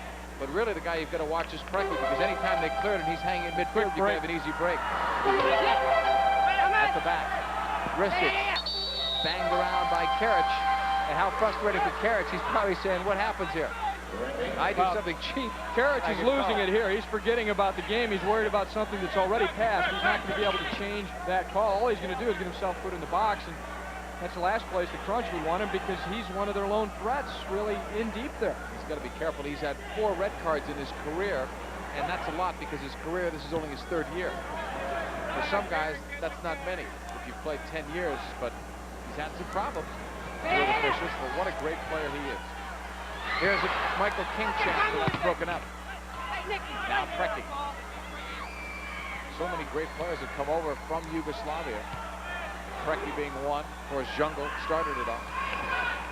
Coming back, here's Karich. Can he settle it? Got a tough bounce off of Nikolic. Mepham got it free to Karich. Zoran Karich towing it to Michael King. And it's blocked. Here's Lakowecki airborne. Karich almost got him. That could have been a dangerous play. It was. It's play on, says S.C. Baharmas. Karich had the foot right up by the head of Lakowecki. Here's Gray. Jerry Gray holding it. Now to Preki. Preki slowing things down. Got to be real careful because he can speed it up in an awful hurry. Preki blocked. And he's one of those players that can go just as fast side to side as a lot of people can going forward. I liken him to football to a Walter Payton who could make that cutback move and not lose any speed at all. And have a change of pace even. Have slowed it up and suddenly explode. Here's Hagen. Coming through. Left-footed shot is blocked. Mepham. We're down to 11 minutes, but that's a lot of time in indoor soccer. Nice cut to the outside. Mepham has been watching Preki. Still battling. And then Gray got in the way. He maybe should have tried one there with his left foot as he did create some space for himself. Intercepted. Here comes Drew Ferguson. He's got a lot of room. Preki tried to close him right side. Charlie Green off the boards. Ferguson missed. Dargle. A great block from Waters. I'm not so sure that he blocked it so much as that ball may have hit him. But I'll give him credit. Well, good positioning, guarding that opposite side of the goal because Lakowecki was caught over at the near post. Long pass over the head of Mark Curlin. Dargle just blasted it, but Waters was there. Look at Preki. Hagen blocked. He did well just to stay there. I don't know how Preki got that far without anyone picking him up, but that spelled danger with a capital D. 4-2, Tacoma leading it. Approaching the 10-minute mark in the 4th quarter. John Paul Della Camera with Ty Key. I hope you're enjoying indoor soccer here from Richfield. Here comes the pass to Waters. Off the boards, Johns came out and missed it off the angle. Off the post from Waters. It was an empty net he was shooting at. A lot of pressure. He had to get it off quickly with the left foot. Johns had made one save, but wasn't back in position for the second one. It may sound strange to say, but sometimes it seems like there's more pressure when that net is empty than when there's somebody there. You're expected to score when there's no one there, and yet it could be a difficult shot. You may have to lift the ball over someone, bend the ball, what have you, but it looks wide open from up here. Coming back now. Nikolic plays it back to the feet of Lakowecki. Going long on a bounce into the Cleveland zone. And Curlin did some pushing. It is an advantage to have a goalkeeper like Lakowecki, particularly in the later stages of a game like this, because he can come out, take off some of the pressure, distribute the ball a little bit, and help you kill some of the time. He and Vaccaro give Tacoma a good tandem in goal. Green now to Dave Hagen. Hagen splitting the defense and then was tripped up at the last moment. That was his moment. That's what he was looking for. Out to Green. Nice cut. Green shot. He scores! Charlie Green! Great goal from Green.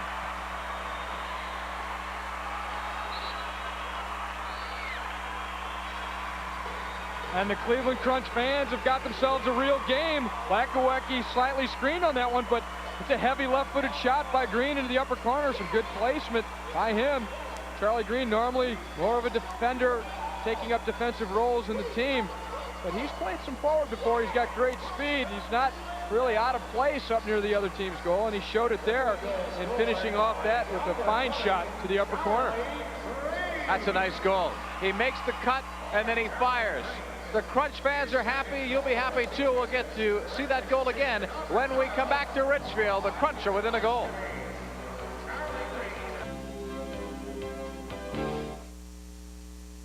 Tomorrow's the day. Spitzer Chevy's the place for unbeatable deals on brand new 90 conversion vans. Astros or full-size, fully equipped and completely customized. Your choice, $15,995. If you can find a better deal, buy it.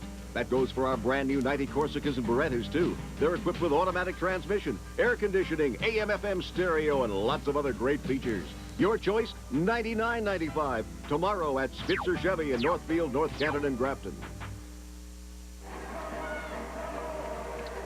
Looking down on the action, Charlie Green, who just scored a big one, his second goal, but he really took the initiative there, and we'll look again. Give some credit to Dave Hagen there, as he was the one that forced the foul, breaking through the Tacoma defense. A quick restart here by Hoskevy. He gets it off early, and the big fake by Green with his right, and then comes across with his left, and you see the screen there out in front of Lakawecki. He didn't see that shot until it was only about 5 feet away from him. Dick McCormick standing out in front, steps out of the way, and then it's too late for Lakawecki to make a move. Here's Bill Crook. Now to McCormick. Hoskevy took that so casually, and sometimes that's the greatest thing. You know, you can do all the set pieces and plan it all you want. He made Marhetic think that nothing was going to happen. Well, and he almost caught Green unaware as Green got to that ball late, which is why he had to cut it then over to his left foot. There's Hoskevy there, always thinking, always seeking the advantage, and it paid off.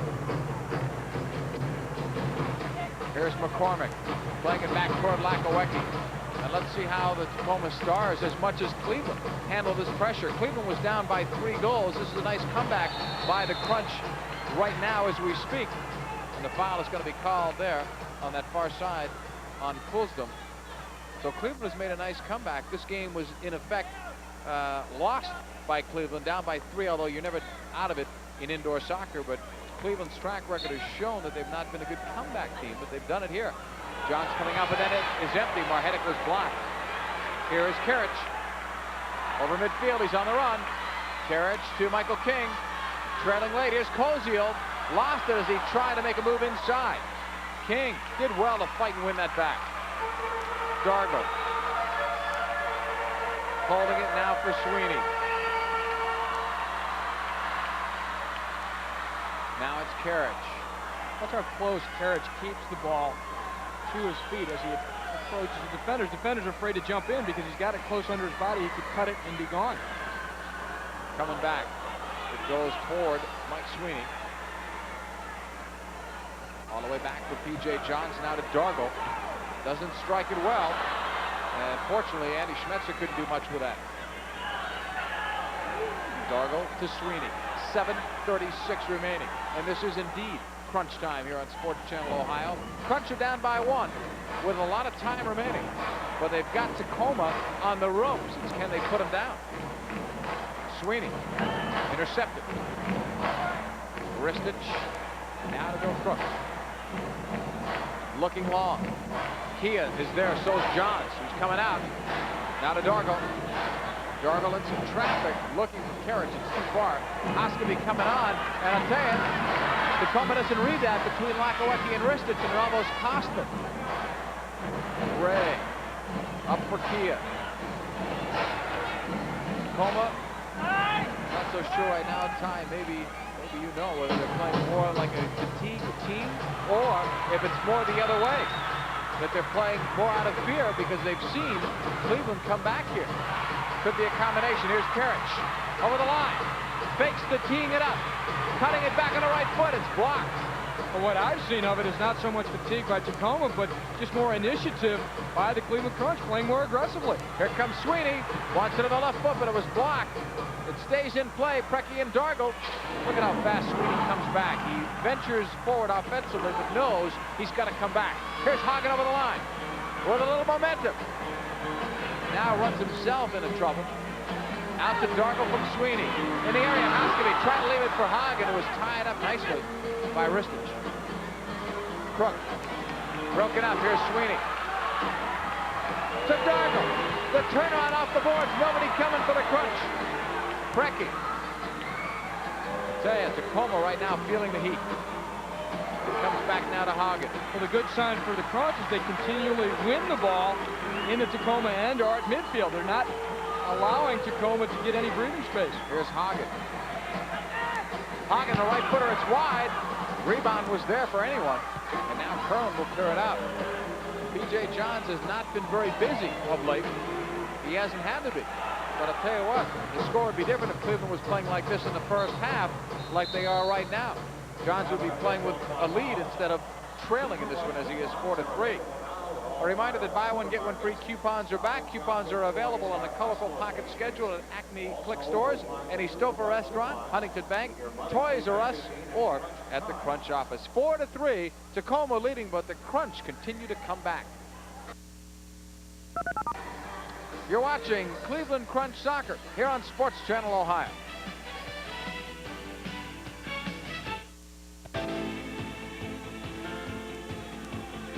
The key to great sports is great sports coverage, and no channel covers Ohio better than Sports Channel Ohio, designed to bring Ohio sports right into your living room. Down to the buzzer, right to the playoff action of the Cavs, the fast-pitching, power-hitting drive of the Indians, the start-to-finish magic of the Crunch, the ongoing hard-driving competition of the Mid-American Conference, and the crowd-pleasing battles of Ohio high school sports. All there, all on one channel, the channel made for Ohio, Sports Channel Ohio. But sports coverage on your channel doesn't stop there. Sports Channel Ohio also brings you the best of the NHL and Notre Dame. All there, all on your channel, Sports Channel Ohio.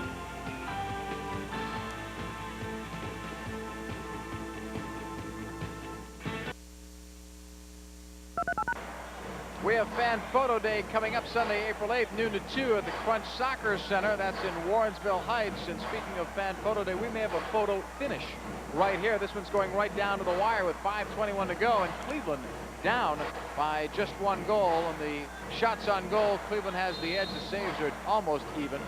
Power play is just the one opportunity for Tacoma very early in the game. They scored on it. Also, they have one shootout goal. Here's Johns. 5:15 to play, fourth quarter. John Paul Della Camera and Ty Keogh alongside here on Sports Channel Ohio. Hope you've enjoyed this game and all Crunch Soccer action all season long. A couple more games still to bring you here on Sports Channel Ohio next week against Wichita and then against Kansas City at the end of the season. Here's Coulsdon holding on. Teo Coulsdon with one goal tonight for Hoskevy.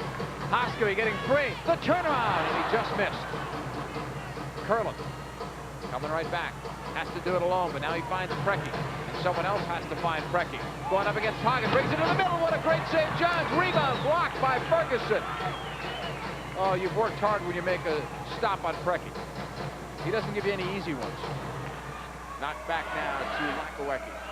It's a loaded ball every time it comes off his foot, and it's such a quick release. You'll see it beat goalkeeper Johns. Was ready for it that time, though. A fine save to his right. It's going to be called right there in front of S.E. Bahamas. Drew Ferguson backpedaling, having the job of watching Mark Curlin. Curlin in great shape. He played last year indoors with Hershey and then outdoors with Arizona in the Western Soccer League. So he pretty much played year-round. Several indoor players did actually from the MISL, found spots in either the Western Soccer League or the American Soccer League. Long pass upfield, headed out by Ferguson. Down to 4 minutes, folks, and the Crunch need one to tie. Here's Koziel, upfield. Now to Michael King. Koziel makes a run. Passes behind everybody. Dargle keeps it alive. Koziel tripped by Waters in the end. Waters was doing fine until that very last spot. Sweeney will have a restart coming up. And Preki watching where he's putting it, so is S.E. Bahamas. Here's Sweeney, all ready with 3:45 to go in regulation time. Tacoma leads at 4-3. Sweeney ready. Has King to the right. Plays it through off Dargle. Good idea from Sweeney. Blocked. Here's Dargle, a shot off the fingertips. A fine Lakawecki save. Sweeney heading it down. Sweeney very creative on those set pieces. He slipped it through there into a deep position to Dargle. Nearly paid off. Brian Schmetzer. Great dive by Dargle in on that tackle. Sweeney after it. Oh, he snuck right by Nikolic. Mike Sweeney with it. Far side, score! Michael King! It's tied!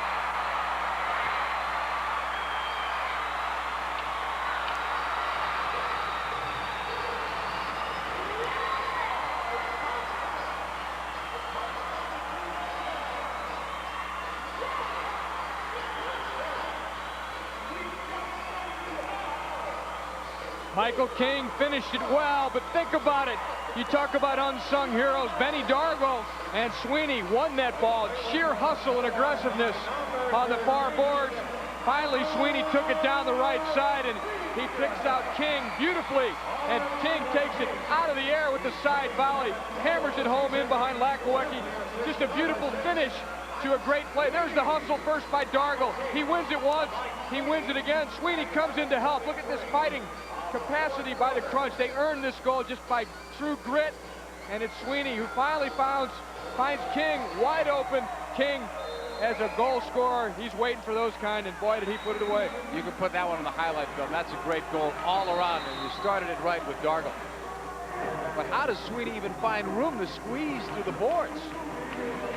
I liked everything about that one. It's 4-4. It helps to be about 5'6", I guess. Here's Hoskevy coming back. Pushed by Kia. They'll go with the advantage. Ty Hoskevy getting by. Right side boards. It's Coulston for Hoskevy. Stopped by Lakawecki, and it's loose, and Marhetic clears it out. Less than 3 to play. Poked by Coulston. Carriage is open. Rebound off the post. Carriage almost had what could have been the game winner. Nice turn by Carriage, and he had a chance to shoot. He took it, wasn't able to get around the ball well enough to put it into the empty side of the goal. Here comes Hoskevy coming back the other way. Dargle coming on. Here's Drew Ferguson. Ferguson to Mepham. The turnaround stopped at the short side by Lakawecki. Okay, people had just gotten used to sitting in their seats again when Carriage had it. He had another second where he could have taken some time. That might have been it. Here's King. Oh, he was impeded, to say the least, by Ristich. Ristich can't believe it. He couldn't hardly have gotten out of the way as King irrepressibly pushed himself forward through a lane that really wasn't there. I like that word. You saved it for the end. Irrepressibly. It's a nice little dance and a nice sign. Here's a quick shot save, Lakawecki. It comes out to Dargle, and that's blocked. Here's Sweeney. Mike Sweeney has just had a magnificent game. Right across. Lost. Now Mepham won it to Dargle. It wasn't artistic, not a thing of beauty, but the Crunch still have the ball. Mepham sliding for Sweeney. In the corner. King off the boards. Rebound. Shot. Score! Carriage!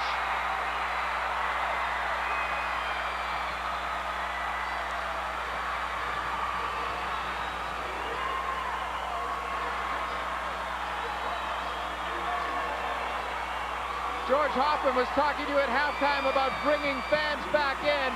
This is a game to show people. It'll bring them in. This will do it, and he was a prophet as well. He said they're going to do better, and they're going to come back and fight in every game for their hometown fans and make a difference. They were down by 3-1 at halftime. Carriage has just put them ahead for the first time in this game, 5-4. The ball worked inside to King on the turn. He uses the board to the opposite side as Carriage with the left foot. And he's elated because he was dragged down earlier, if you remember, when he should have had a goal, or at least a shootout attempt. And he puts it away very well, low and hard to the opposite side. You got to feel sorry for Lakawecki because it's really come down like a house of cards for this Tacoma Stars team. They looked to be so confident they had the lead by 3 goals not that long ago. But the Crunch has shown a fighting spirit and an aggressiveness that has paid off in a great comeback. Go back to the Charlie Green goal. That was the backbreaker if it turns out that Cleveland were to win this game, because they were out of it until Green scored. Then they picked up play, and then it was King and then Carriage scoring, and that brought Cleveland right back to life. And it becomes unstoppable. Once you've lost it, as the Tacoma Stars have, once you've lost that momentum, it's real difficult to try and turn your game back up all at once. Carriage has now scored at least a goal in his last 5 games. Gray is on as his 6th attacker. It's over Jerry Gray's head, and it will go out of play. So Tacoma have 1:36 left to try and get the equalizer.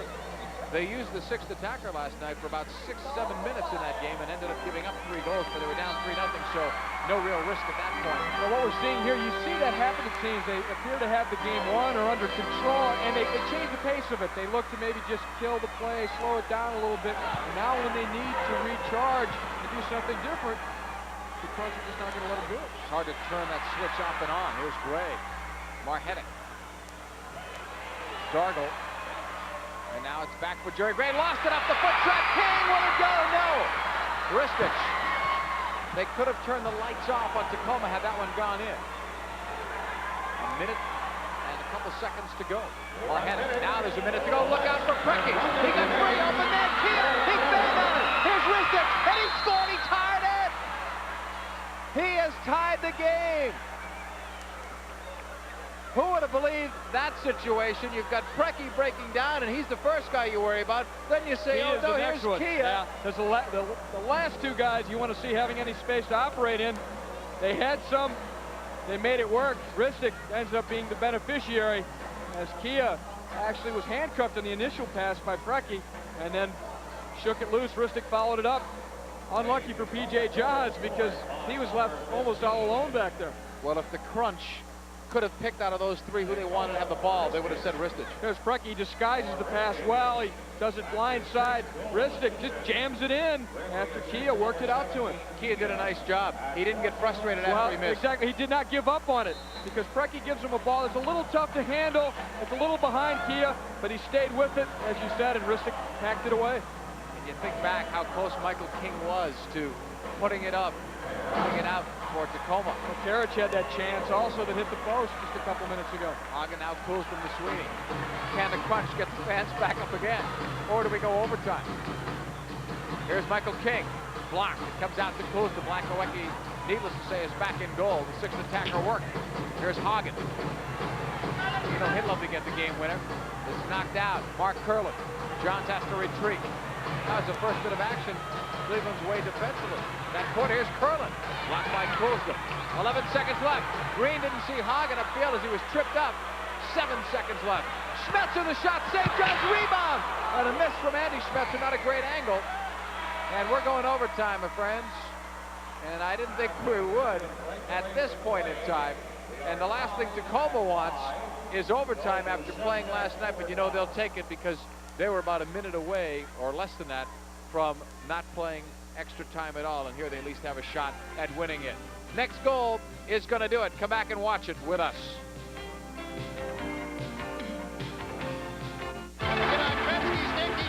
He scores!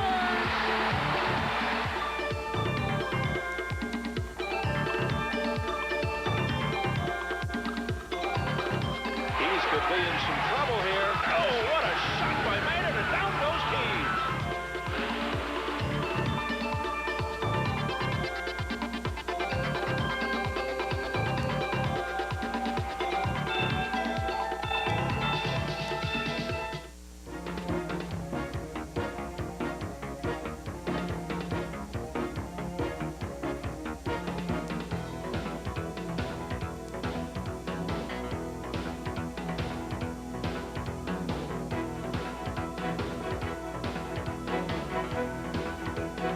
Hi, this is Pete McDonald, inviting you to join me right here each week on Great Lakes Boater.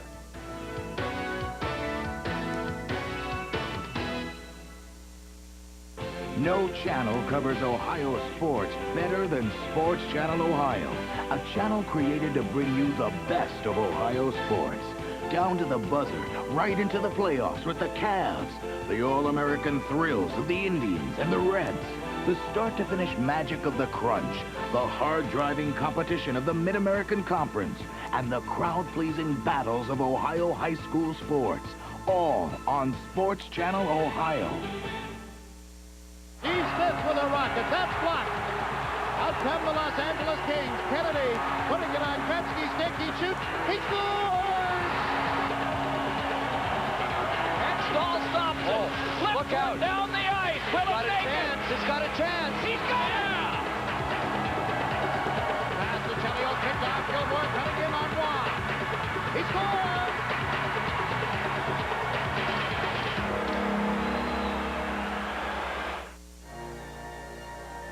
Well, how do these two teams do in overtime? Let the numbers tell you. The Crunch, for an expansion team, that's good at 5-4, and the Stars are 5-8, and quite frankly, probably at various stages of this game, neither team thought that we would see this. Here are the guys that win it for Cleveland. Kulsdom has done it twice. King once, Marinaro once, Sweeney once in overtime. Those are the heroes for Cleveland. And Marinaro's a guy that I'd love to have out there now, just like on the Tacoma side. Preki's the guy that you're really going to always watch out for, and he's the guy that in the end They have so much respect for Preki that there's Kia open, and then no one picks up the trailing wristage, but it really all relates to Preki. Well, it's a new game right now. As you said, Preki's really the kind of guy to watch. He seems to rise to the occasion in these situations, but when it comes down to it, the Crunch have done better in overtime than the Tacoma Stars have. And all it takes is one goal. This is sudden death. Here's Preki to the right side for Bill Crook. Long pass the other way. Hagen playing it right back. Now to P.J. Johns. Muscovy coming right back. Cleveland's player coach looking, finding his man. Sweeney, though, couldn't turn. Sweeney has been one of the best players in the field for either side today. Just very consistent. The work rate has never slowed down. And even though we keep mentioning Tacoma playing last night, Cleveland played on Friday. Granted, they had a little more rest, but they still had a travel day on Saturday as well. And they had a tough game against Kansas City. Here's Preki trying to lead Andy Schmetzer. Dargle is there. Knocked off the board. McCormick looking for Schmetzer. Here's Mike Sweeney going long for Hoskovy. Cleared. Hoskovy was going to go off in a change, and see how smart. He was going to come back. He knew there weren't too many players on the field, so he could play that ball if he could, but it did bounce in the Tacoma bench. Hoskovy's had a tough year. George Hoffman, his boss, really said so during that halftime interview, but one of the things that's been as painful, if nothing else, is that Hoskovy, because of all of his injuries, has been unable to help himself as his own best player. Had he been healthy every game this year, there'd be a few more wins just by what he could do. But he'd be a better coach. Yeah, right. That's absolutely right, because he could use himself more as best player. Here's Hagen.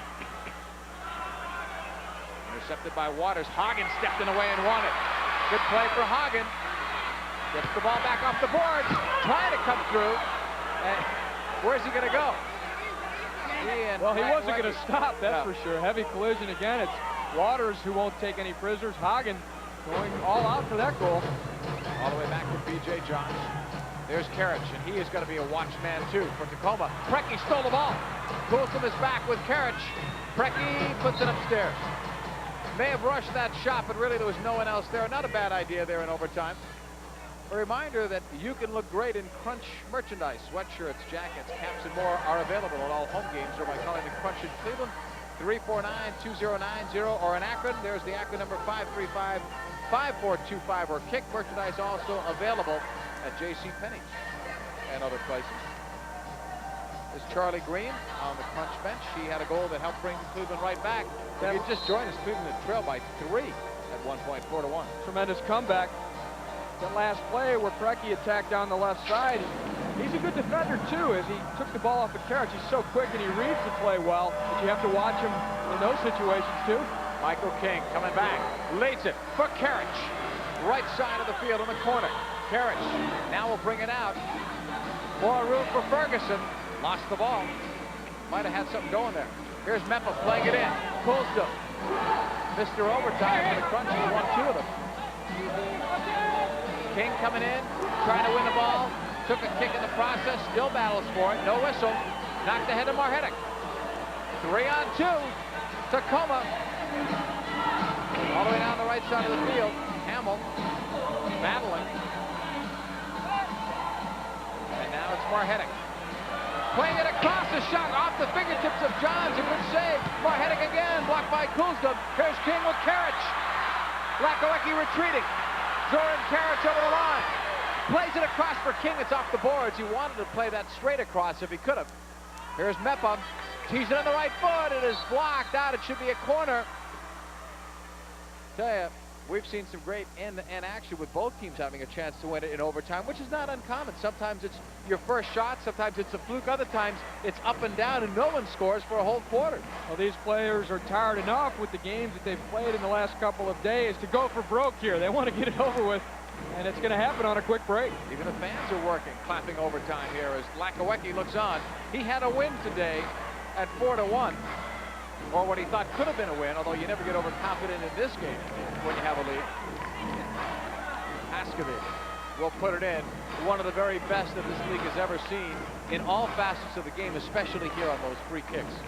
There's an ability to read where the opening's going to be.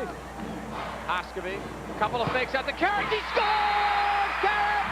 Cleveland wins in overtime!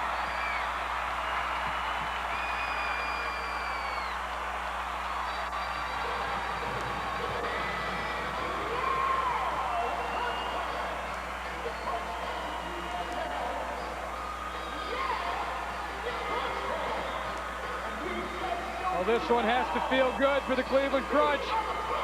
To come back in the first place and then to win it in overtime. Hoskevy with 3 assists, making himself a better coach all the time as he comes through with a multiple-point night. We mentioned how good he does in the restart situations, how he's able to read where the opening's going to be, but he also delivers a fine pass. The ball has a perfect roll on it. It's directly in stride for Karich to strike it. Karich strikes it well.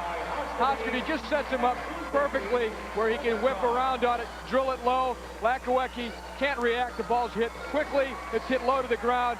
And Karich is a fine finisher in the assist to Hoskevy. With a lot of players, you can read their eyes and you know where it's going. You watch Hoskevy's eyes, it means nothing. He disguises it. That gives the shooter an extra step there, and then the pass is delivered at the perfect angle. Cleveland wins a thriller in sudden death overtime, 6-5, here in Richfield, Ohio. Turn on Sports Channel America any night of the week for exciting sports. On comes Fuller on a breakaway. Let's shoot, score! Coming into the circle, Simon and Graham for Thomas. He scores! Nobody delivers the NHL like we do, with more than 100 hard-hitting contests straight through to the Stanley Cup Finals. Bennett's going to have to hurry. Keep this with the Fighting Irish of Notre Dame as they challenge top college teams across the nation. Climb into the ring every week with the Sports Channel Pro Boxing Tour. It's a knockout.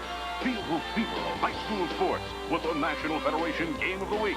Sports Nightly keeps you up to date with the latest scores, highlights, and news before and after every event. Plus, men's and women's college basketball, the Los Angeles and Boston Marathons, pro tennis, English League soccer, international amateur events, and more. Turn on Sports Channel America for exciting sports. What an incredible game. If you have just tuned in, you missed one of the better games of the year. The Cleveland Crunch won it by the score of 6-5. They had trailed at one point by as many as 4-1, and for all intents and purposes, they were down and out. This is a team that was 4-20 when they trailed at the half. Not a good come-from-behind team, but they were today. Well, I think they may have convinced a few people here tonight. The Cleveland Crunch fans came out and saw a team come from behind and do it with just determination and aggressiveness. And there's that one goal that we talked about where Sweeney comes in, and especially Benny Dargo with the slide tackle. They kept it alive, and then that beautiful goal at the far side by Michael King to finish it all off. You have to talk about the great team effort, and we're going to see some of that team effort as we look at the final goal, and the player coach helps to set it up. Hoskevy on the quick restart from the corner kick. He gives it to the right guy because Karich can strike a ball well with his right foot. But it's coordination here, getting the defenders to lean maybe, then bringing the ball out front. But Karich does well as he has to take that on a partial turn. He swivels his hips around it and cracks it low and hard at goal. I tell you, Karich looks like a happier player, not just because he scored that goal here in Cleveland, but I think in San Diego, as good a player as he was, they were not counting on him as much because they had different kinds of talent, different kinds of experience surrounding him. Here, they're expecting him to do more, and I think he likes that challenge. He likes that. He is a player with a bit of an ego. You see that when the disappointment comes, when things maybe don't work out his way with the officials and everything else. But he is a guy who is willing to take that responsibility to come up with the big goals, and there you saw one. This was, in fact, a big game for the Cleveland Crunch. Down, as we said, 4-1.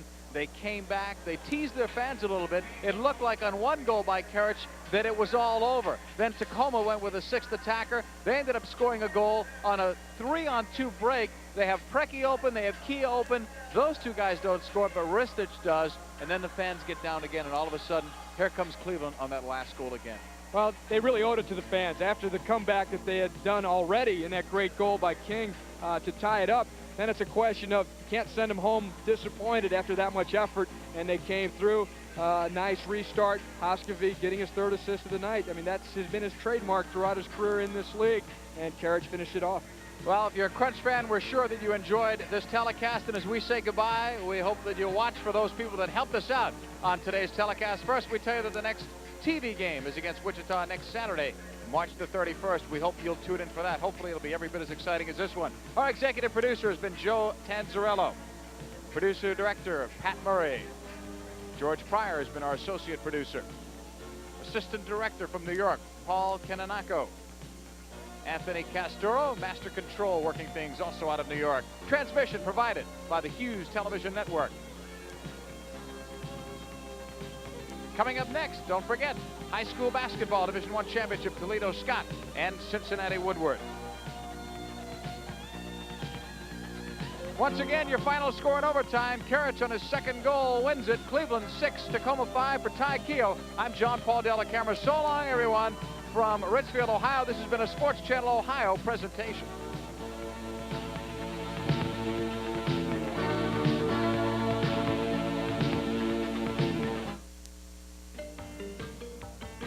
You're watching Sports Channel.